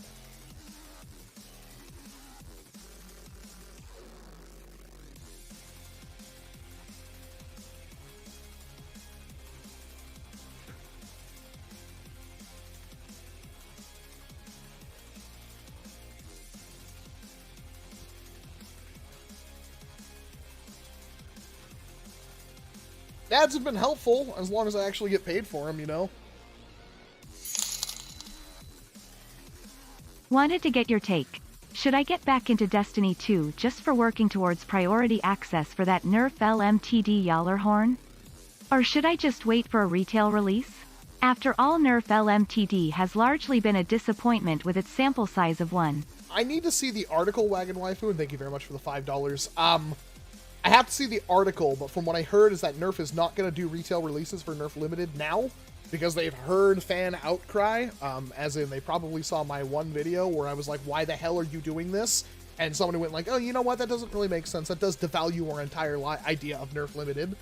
I don't know, and I don't think that the Gallerhorn, it's Yellerhorn Walmart, or Walcom, I just call myself Walmart. Yeah, even she said Gallarhorn, but like, I swear to Crom, every YouTuber calls it Gallarhorn. I'm pretty sure in the dub for, the dub for Iron-Blooded Orphans, they called the organization Gallarhorn when it's spelled exactly the same as that. I understand that it's most likely Silent G Gallarhorn. Like, I understand that, but everybody says Gallarhorn, so I'm not going to be pretentious dick by saying otherwise. I don't think it'll be that hard to get. I don't know, but I don't foresee it being difficult. It's expensive, it's big, and they're probably going to make a lot of them. So we'll see what happens with that. Should you get back into Destiny 2? Hey man, if you like the game, play the video game. I personally, I'm Destiny now, which is weird because I'd love a nice online looter shooter, but I feel like Destiny just doesn't offer enough. Destiny is this like weird, like really watered down looter shooter where I feel like I don't have any control or build variety in the game. And historically, balance in Destiny has been horrible. I don't think Destiny's ever been a well-balanced game, so I'm going to stay the hell away from it, personally. But hey, if you want to play video game, you'll probably get your money's worth. You do have to buy the kit. It's a pack. It's like a $30 pack. And apparently it's, like, it doesn't take long to get Gallarhorn at all. It's like 4 hours or something like that. My friend got it. Yo, opinion on the Elite 2.0 Alpha Strike blasters. I feel like that's a redundant thing. Elite 2.0 and Alpha Strike. Bad and bad. Some of the designs are neat, but I think Elite 2.0 and Alpha Strike are both bad. Because they cut corners and they give you nothing for it. Thank you very much for the $2 super chat, though.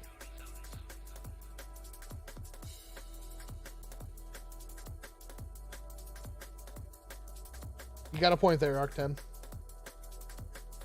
Ooh.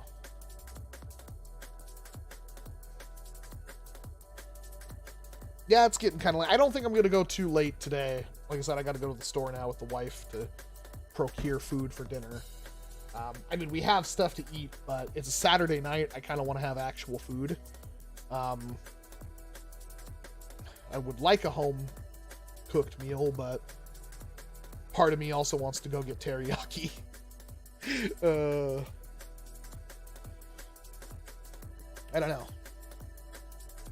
I think we'll go to the store because I want to get see if I can't get some chicken breasts and stuff like that and make some more long-term meals because I'm kind of tired of like, I want to make food and then having to like, oh, I'm going to make, we don't really do meal prep and I think we should. I've been watching a lot of videos on that while I've been sick. Favorite type of dip for chips? Dude, like, that is like the hardest hitting question I've ever gotten. Damn.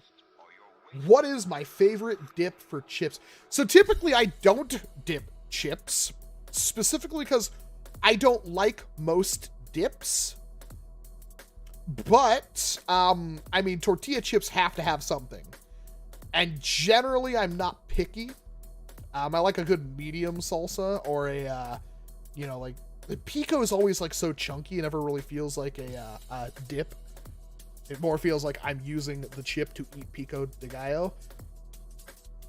Definitely really like bean dip though. So, but I mean, I had queso in tortilla chips the other day. If I had to have something with like a normal chip, very often a seafood, like, I don't think, again, that doesn't count as a dip either. Cause it's like, oh, you have a crab salad or something that you literally like dip a cracker into. You're just eating the crab salad with a cracker. Clam dip is something that I'm a big fan of, but I haven't made it in a long time because it costs money and it's time intensive to usually make clam dip. Guac, yeah, love guac. But again, those, like, you can't eat tortilla chips without having some kind of thing. Generally, if I'm eating like just chips, I like don't go for stuff that requires dip. Probably just don't need the extra calories, to be honest. Clam dip, grew up with that. Yeah, no, like a homemade clam dip, it's generally pretty good. Do you play Call of Duty Mobile? I have. Got bored of it. Very, very aggressive monetization.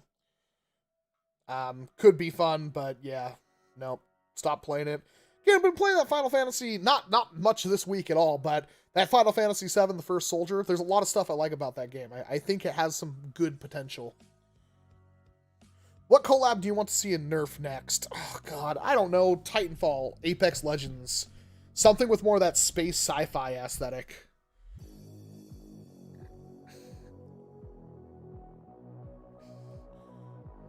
Who is that guy standing you? That's just Bill. Bill's chill, aren't you, Bill? Have you tried NERF Legends for the Switch? No, but I played it on PC. There were things I liked about it and things I really didn't like about it. Had an update. I'm not sure what that update did.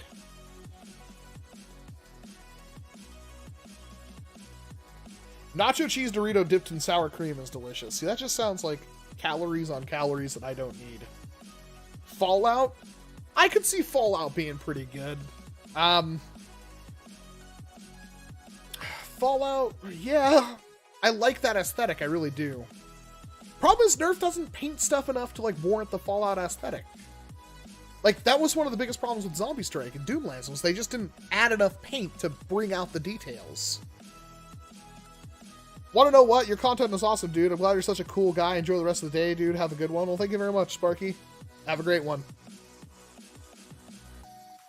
When I see your new video live stream of yours is up, I get super excited. That's really refreshing, Huckleberry, because I wasn't going to stream tonight. I just wanted to let you know that I really appreciate you and the hobby and that we're here for you. Well, thank you very much. Again, like, I don't generally take, like, your guys' consideration when deciding if I'm going to do or not do a thing. It's like, I was seriously about to go, like, you know what? Like, I got stuff to do. It's been a day. It's been a week. It's been a year. I kind of, like, don't want to do, but I'm like, okay, well, I think there are people who would like to see me, and it's a good way for me to get back in and talk, and like, because like trying to go like, oh, you haven't done a video in this amount of time to let's do a video, it's rough. So this helps me get more back into practice for talking to a camera. Which again, I don't know if anybody's like, did you guys like the camera last time at 60 FPS, or do you prefer this camera with more of the focus bokeh effect and stuff like that? Like I'd really want to know. Like, I could swap it in the middle of the stream, but that's like always going to be a dangerous precedent.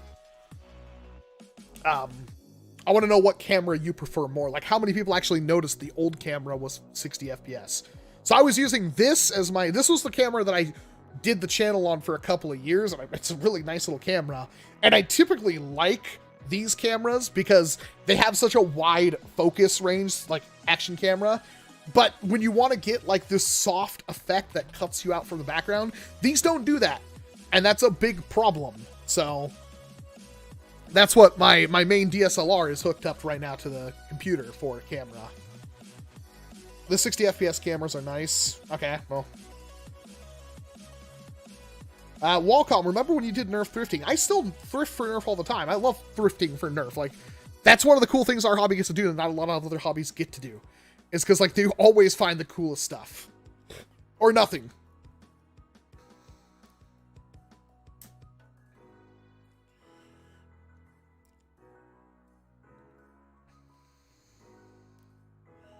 Man, this thing is so chewed up over the years.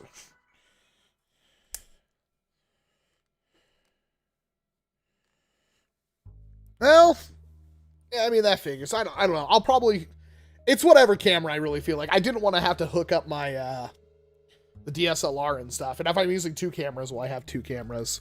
What I'd really like to do is figure out a wireless camera solution, but that has not been very fruitful. What the heck is the DSLR mounted on that makes it not fall over? Stand? Like, I want to buy the Elgato camera mounting stuff because they have the arm that clamps to the desk, and then it has, you can buy flexible ball socketed arms, so you can pretty much move the camera wherever you want, which is something that I've been looking for years. But that was when I had the frickin' a desk with the camera pointed down, and I no longer have that.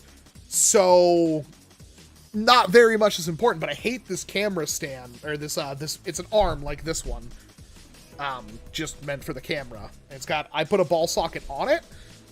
Just a ball head so I can kind of tilt and move the camera around. But yeah, I'm thinking about buying that Elgato stuff. It's like $100 and I've talked myself out of it like 3 times now.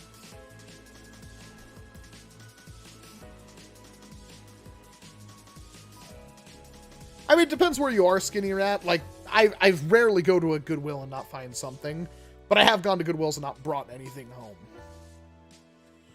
When I say I left that cannon downstairs, I found like a small ball popper cannon thing I kind of liked. The coolest thing about your content is your enthusiasm for the blaster. That's a double-edged sword, because what if the blaster isn't very exciting? When you give a poor review, you can tell it's for a good reason. Again, but what if it's like middling? Like, what do I do if a blaster is just there? I wonder if, like, I was just like, if I hold that up, it's like, because my face feels like I'm wearing, like, geisha makeup right now. So I'm gonna turn off that. Well, now I'm yellow. It's like I activated the P filter. Let's turn that back on.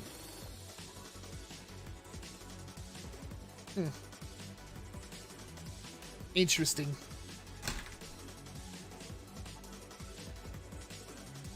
Can you mod an orbit? Probably not. I mean, you can, but it's like... The problem with Nerf mod, I'm not saying they can't do well, but, like, Nerf mod videos don't do well on YouTube right now. And it would take a while. What is your general opinion of the Saber M20? I keep wanting to finish my video on that. Should you buy one? No. But if you had the money around and you wanted to buy one, would it be worth it? I can say both yes and no. The Saber is an indestructible beast, and it's one of the most simple to, like, get a high performance, like 300 FPS Springer that I've ever seen. My Saber is still probably my most accurate blaster out of the box. The problem is the Saber weighs so much. Like, the Saber weighs too much. It's made out of like steel and Delrin, and it weighs too much. It weighs like as much as like 3 Swifts, and I will do a video on it at some point, but I can't find my springs. Now, hold on. Lucha and I were talking about that. I don't think he got his yet, but Lucha bought the Delrin Scar, the barrel, and the spring, and I think I'm going to throw that into my Saber and do a video on it, just to get the Saber video out of the way, because he bought that stuff for his use. I tried to buy this barrel and the spring off of him, but he wouldn't do it. I was like, but it's for my blaster. And he was like, yeah, but I'm going to use a barrel for stuff. I was like, well, fair enough. But if he wants to make, like, money, maybe he'll sell it to me. He just wanted the nice Delrin Scar. Honestly, I don't know if Saber's made bad stuff. It's just like, can I recommend you spending $600 something on a blaster that in the time since I got mine, almost a lot of the complaints I had about the blaster that I haven't even made yet, they rectified with more parts. But the problem is you have to buy those parts. So you're going to spend like $900 to $1,000 to get this blaster up to where it should be. And I feel like that's bad. Like, I think another revision of the Saber would go far. But we'll see. We'll see. I will do a video on it. Yeah, Bradley Phillips is buff. Dude can run around with the Saber. That has nothing to do with strength. Like, there's no, like, what's the differences between a Saber and a Swift? Like, yes, the Saber is practically indestructible. Does that really matter to me? It can, but it's like, if I were produced, like, do you want to spend $600 on a Saber or $200 on a Swift? It's like, I'd probably rather have the Swift because it's like 1/3 the weight, hits as hard, and if it falls down, it's probably going to be just as fine. I don't know what the market for the Swift or for the Saber is other than like, you want to go hard? Here's an option for going hard, but it's like, I typically don't want my blaster to weigh more than an actual rifle, and that is not a joke.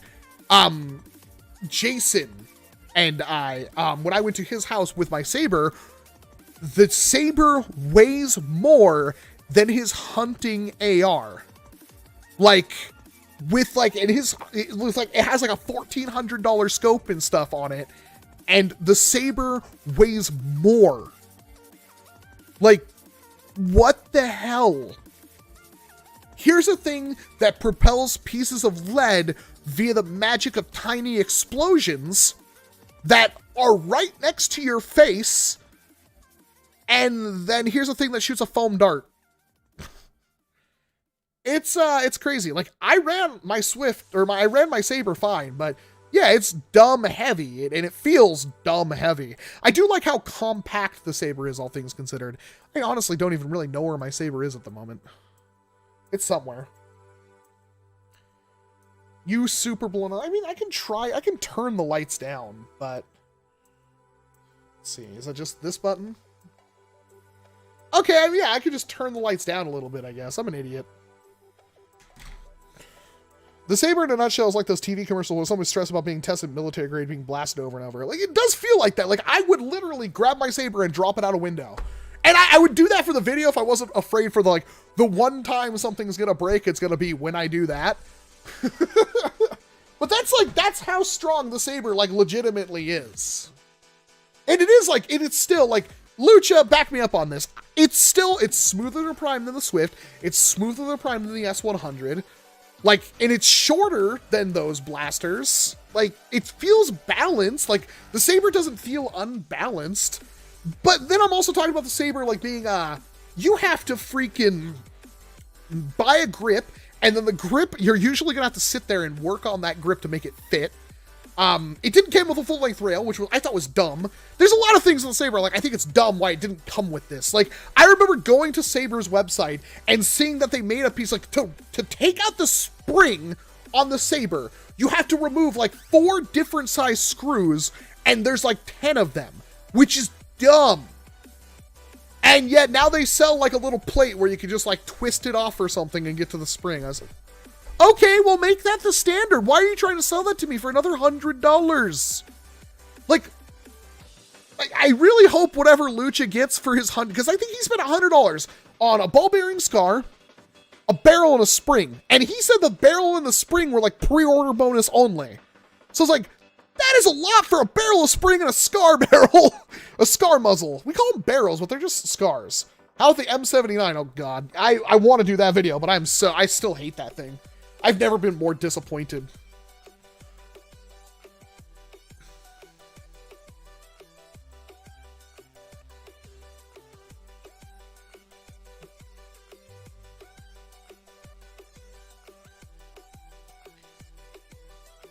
I do think it's cute how people, like, the Nexus Pro is my first hobby grade blaster. It's like, that's what I love about the Nexus stuff. I may not ever run a Nexus Pro, but it's cool that you guys get a chance to see what, like, I've been frothing the mouth about for, like, years.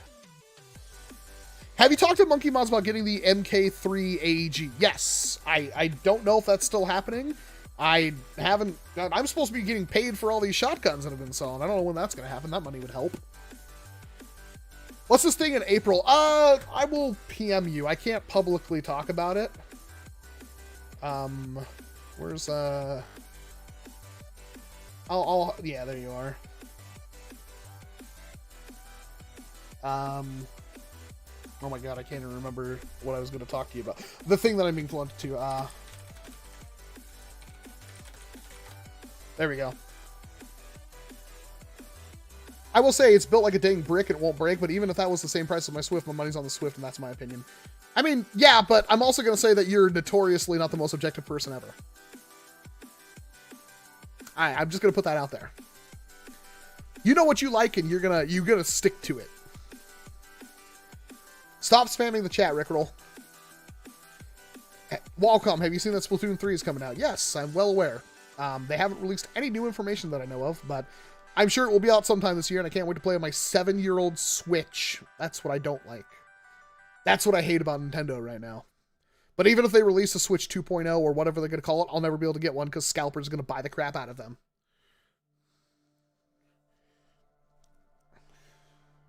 I kind of wish for stuff like that, they would start off like, hey, we're having a new Nintendo Switch, and basically what's going to happen is we're going to start offering pre-orders through us for people who have had the Switch registered or, you know, a Nintendo Online account, you know, starting with the longest ones and start setting out waves. Because it's like, yeah, I've had a Nintendo Online account for well over a decade. I've had my Switch literally day one. I bought one day one. Yeah.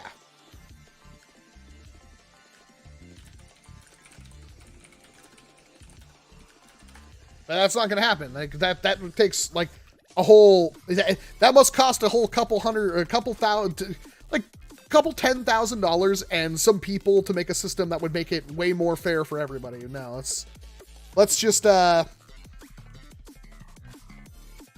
do that. I don't think the Switch is actually 7 years old, but it sure feels like it.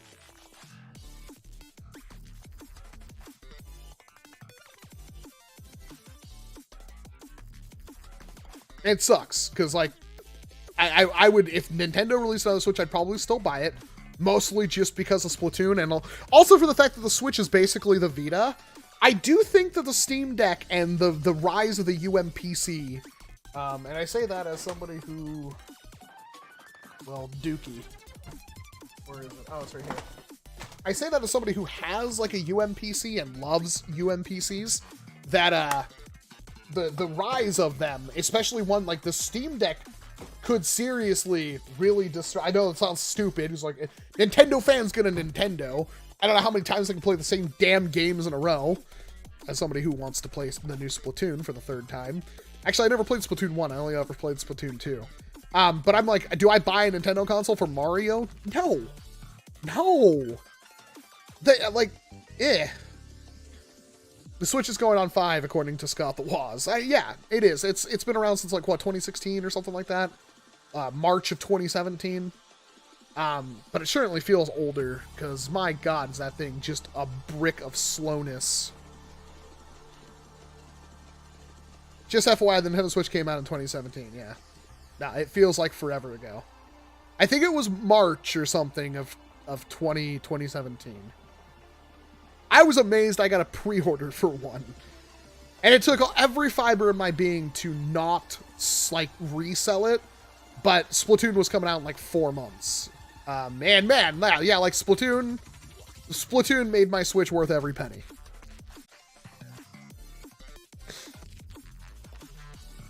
The stream isn't down. It's down on my end.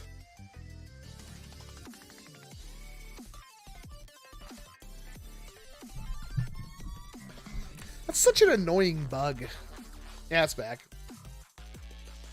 Yeah, it's something to do with this stupid router. Just does it.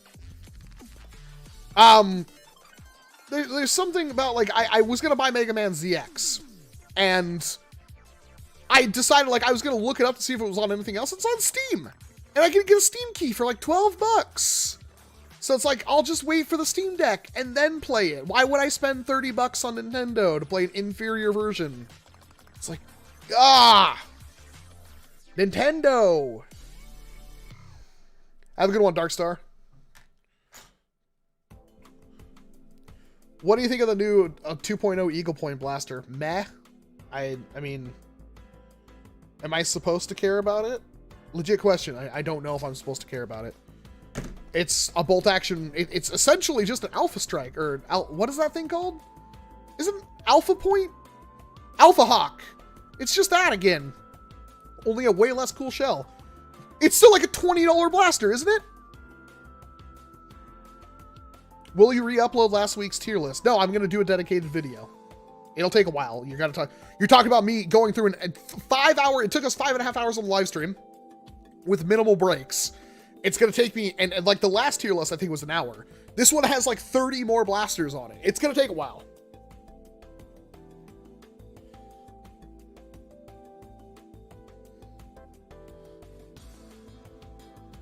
See, Metroid Dread. I'm sure Metroid Dread is a fine game. But do I really want to spend $60 on 6 hours of fun? Not really.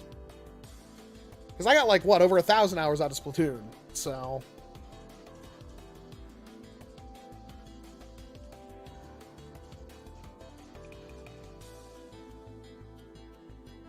Peace out, McDoyle. Stay safe.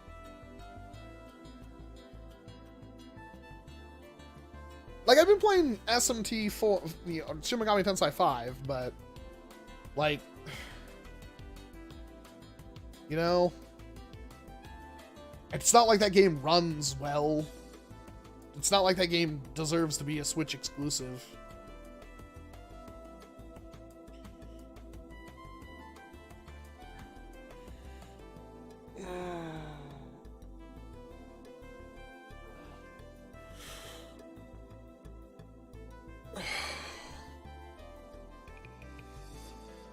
Have you played Generation Zero? I have. I want to play more of it. I kind of got bored because I think there's only like a couple of robots in the game. Like I felt like I killed everything already.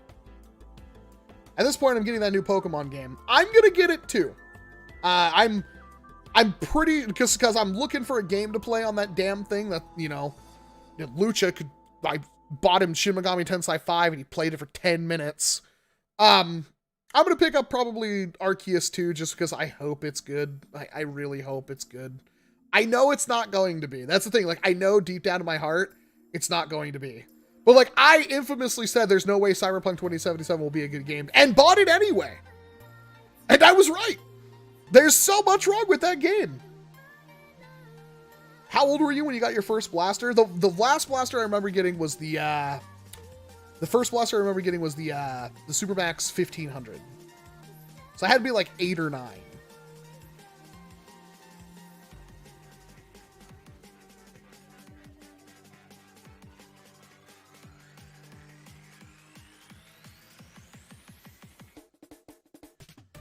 I've been playing stuff on my phone. Like, I think the phone is fine for playing stuff on. The problem is that, like, whether you like it or not, this is the optimal gaming experience, and I want more of this, and nobody does it. Like, if I buy, like, a controller for my phone, it turns my controller into a Switch. It's like, this is better. You have the triggers on top, and then you have the one side with triggers and buttons, and then touch screen over here. This is the optimal gaming experience for, like, everything on a phone. I love it. Now, if somebody would just adopt this into more stuff. I think it was, there's a company, it might even be GPD. I found it, like, the other day, where they actually make like an Android phone console that is literally, you can swap out the entire right-hand side of the console, and one of them is just like, it adds a trigger and like 4 buttons. And like, that's the only other thing that I think that really does this, because this is removable. Like, I don't have the original case anymore, because it fell apart as cases do. But like, this is just like, it's like having a Switch with only one Joy-Con, but you still have the trigger. And like, this is great. Problem, it's a Chinese phone that doesn't work on anything in here. Like, it does. It works on like T-Mobile and stuff, but I didn't want to be on T-Mobile. I don't get service here. And Verizon. This is what my stupid iPhone is on. But it's like, if I want a gaming phone on Verizon, I'm screwed. And then also, gaming phones are like this weird thing where it's like, they can't make a phone like, why can't they make a Galaxy S22 Ultra or whatever that also has like good gaming performance? Like, you just have to add a couple of small things. The triggers are the most important. These right here, super important. Like, you can play a game all you want like this, but you have to have the triggers. Like, they make or break video games for me. Otherwise, you're just like, it's dumb. What's that called on your phone? This is a Red Magic 3. And this is a Red Magic like Joy-Con thing. It doesn't work with any other phone. Like, it doesn't. Otherwise, I'd be using it, but it doesn't. And the thing with the Red Magic is it has a dedicated button, like, built into the hardware that turns it into gaming mode and allows you to put all of this stuff anywhere on the screen. So any game on my phone I could use this with. It's not like, oh, the game doesn't have controller support, so I can't do that. No, it lets me do it with any game. COD Mobile and stuff, I played it all the time like this. And the problem was, like, it barely worked with COD Mobile. It was really annoying. It might work now, but, like, I couldn't, it wouldn't handle, like, 3 fingers on the screen at once. So, like, I couldn't move, shoot, and ADS at the same time. It's like, well, that makes it really hard to enjoy the video game. And I'm just waiting for, like, I want an ROG phone, but, again, doesn't work on Verizon, and I'm not going to have service with anything else here. And also, the ROG phones are stupid expensive for what feels like no reason. Man, there are so many nerfers with YouTube channels in the Northwest. This is true. And it's funny, because, like, they all kind of spawned off of everything. Like, yeah, Captain Xavier, Beret, Dr. Flux. Yeah, we all know each other. We all live reasonably close. And, yeah, we all knew each other. Like, you gotta think, like, I literally gave... Captain Xavier exists because we talked and I told him to make a YouTube channel. I taught him everything I know about YouTube and pushed his channel a whole lot. Dr. Flux is the same thing. Beret had a channel before, like back in the day when he lived in California. He moved up here and I collaborated with him as much as possible, and I got him back into making YouTube videos. It's cool. And don't forget about Luchathor. He doesn't upload enough. I hope to just adopt him and force him to make more videos.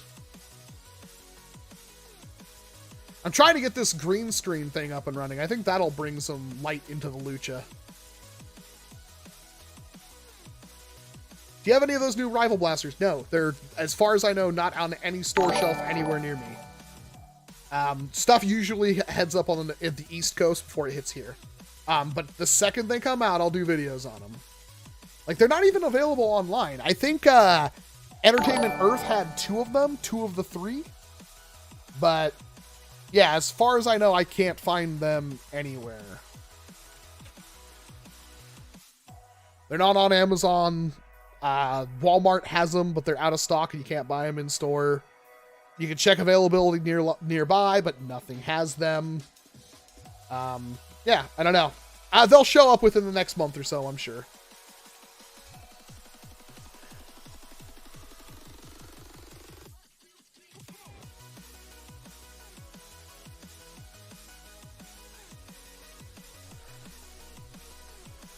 Well, can you collab with Nerfers 101? I mean, I've hung out with Sophie at the Jared's Epic Blaster Battle, but yeah, I don't know. I don't typically try to push myself to collab with people that are larger than me, if that makes sense. That doesn't come off very well, in my opinion. If they're like, yeah, there's a thing I want to do that I think you're good for, I'm like, yeah, sure, I'll help. But yeah, I'm definitely not like, it's like if a little 2,000 subscriber channel that I've never heard of before is like, well, Calm, can you do this collaboration with me? I'd be like, dude, like, come on, man. You know how it goes. Can't do that. Unless it's like, I really like your stuff, like you know, Lucha. It's like, hell yeah, Lucha, let's do it. But yeah, it's I do this for a living. So my time is a premium.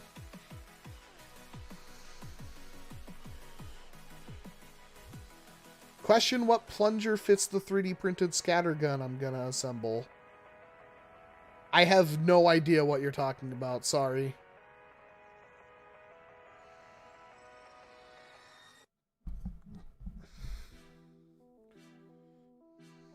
I'm sad the Switch is dying because I got mine in 2020. I had to replace the fan in mine after like 7 months. I hate the Switch. God!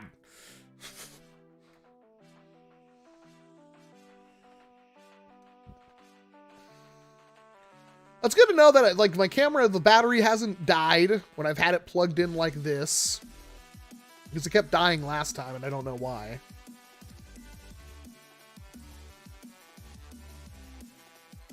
I hope to do a lot more with Dr. Flux and Lucha. Like, we don't film enough videos together. But when you have more people, it can also feel like more, it's a lot more work, it feels. Like, there's a lot more editing that has to go into it.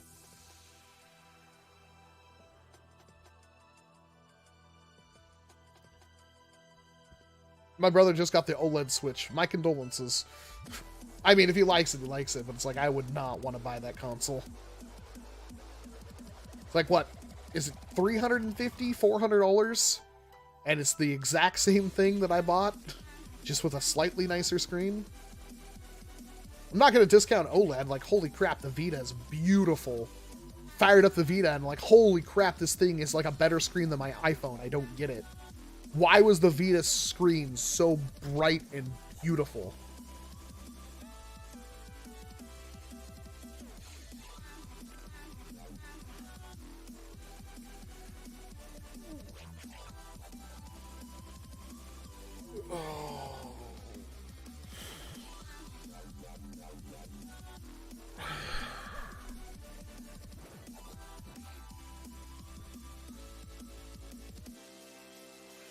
Yep, now we're just talking about Nintendo Switches.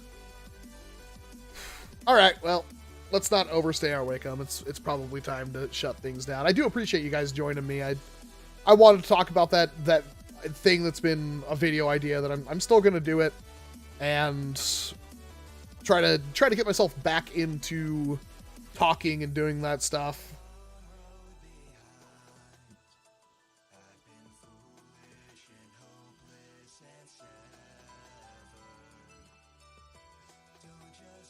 Not a whole lot, Socks. We talked about the video idea I had, but Yeah, I don't think we're going to go on too much longer. Chat's kind of devolving into nothing. I don't really have a whole lot left to say.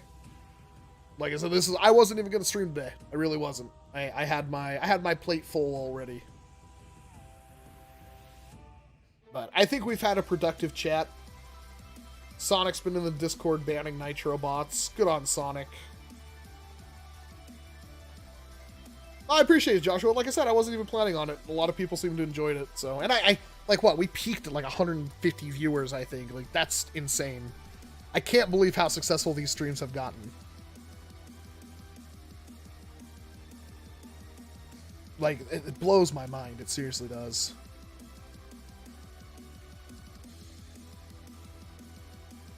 Are you going to try COD Mobile? I've already played it. I said I was playing it on my old phone.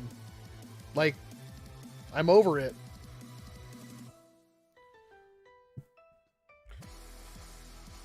Hey, Count Hellstrom. Thank you very much. Nice to see you. Thanks for stopping in. Yep, gonna go to the store with the wife. Get some din-dins. And then I might, I'll have to come back up here and finish a video, but hopefully get things back up and running.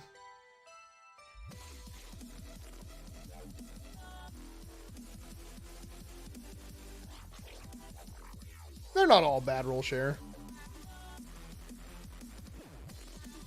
Alrighty, I'll say bye to the participants in the chat. Thank you very much, Queen of Transgender Nekos, Alan Carey, Arcton 8 Industries, Brandon Shell, Corrupt, Count Hellstrom, Damien, Dr. Death, Elijah Burley, Ethan Z, Homely665, Huckleberry 212, John Wagner, Joshua, Justin Valez, Kakaru 5688, Kingston Chambers, Mook, Preston Nerf, Rickroll Gamers, Roll Share, Sammy Cat Studios, They Call Me Socks, Shinryu X, and Baphomet. We do the live streams every Saturday night starting at 5 p.m. Pacific Standard Time. Hopefully next weekend we can do something a bit more fun. I want to do something more wacky. Now that we're starting to expand what the studio is capable of, I think it's time for us to start doing some more fun things. Like, I want to do another like target shooting competition, especially now that we have microphones for it. But yeah, and we almost got the green screen up and running too. Like, that is, and like, it might work. I just need to move the stuff out from behind it, flatten against the wall, and see if we can't actually get stuff going. But thank you very much, everyone. I'll leave you with the rest of this song, and should have videos hopefully tomorrow, unless something goes wrong. If not, definitely Monday.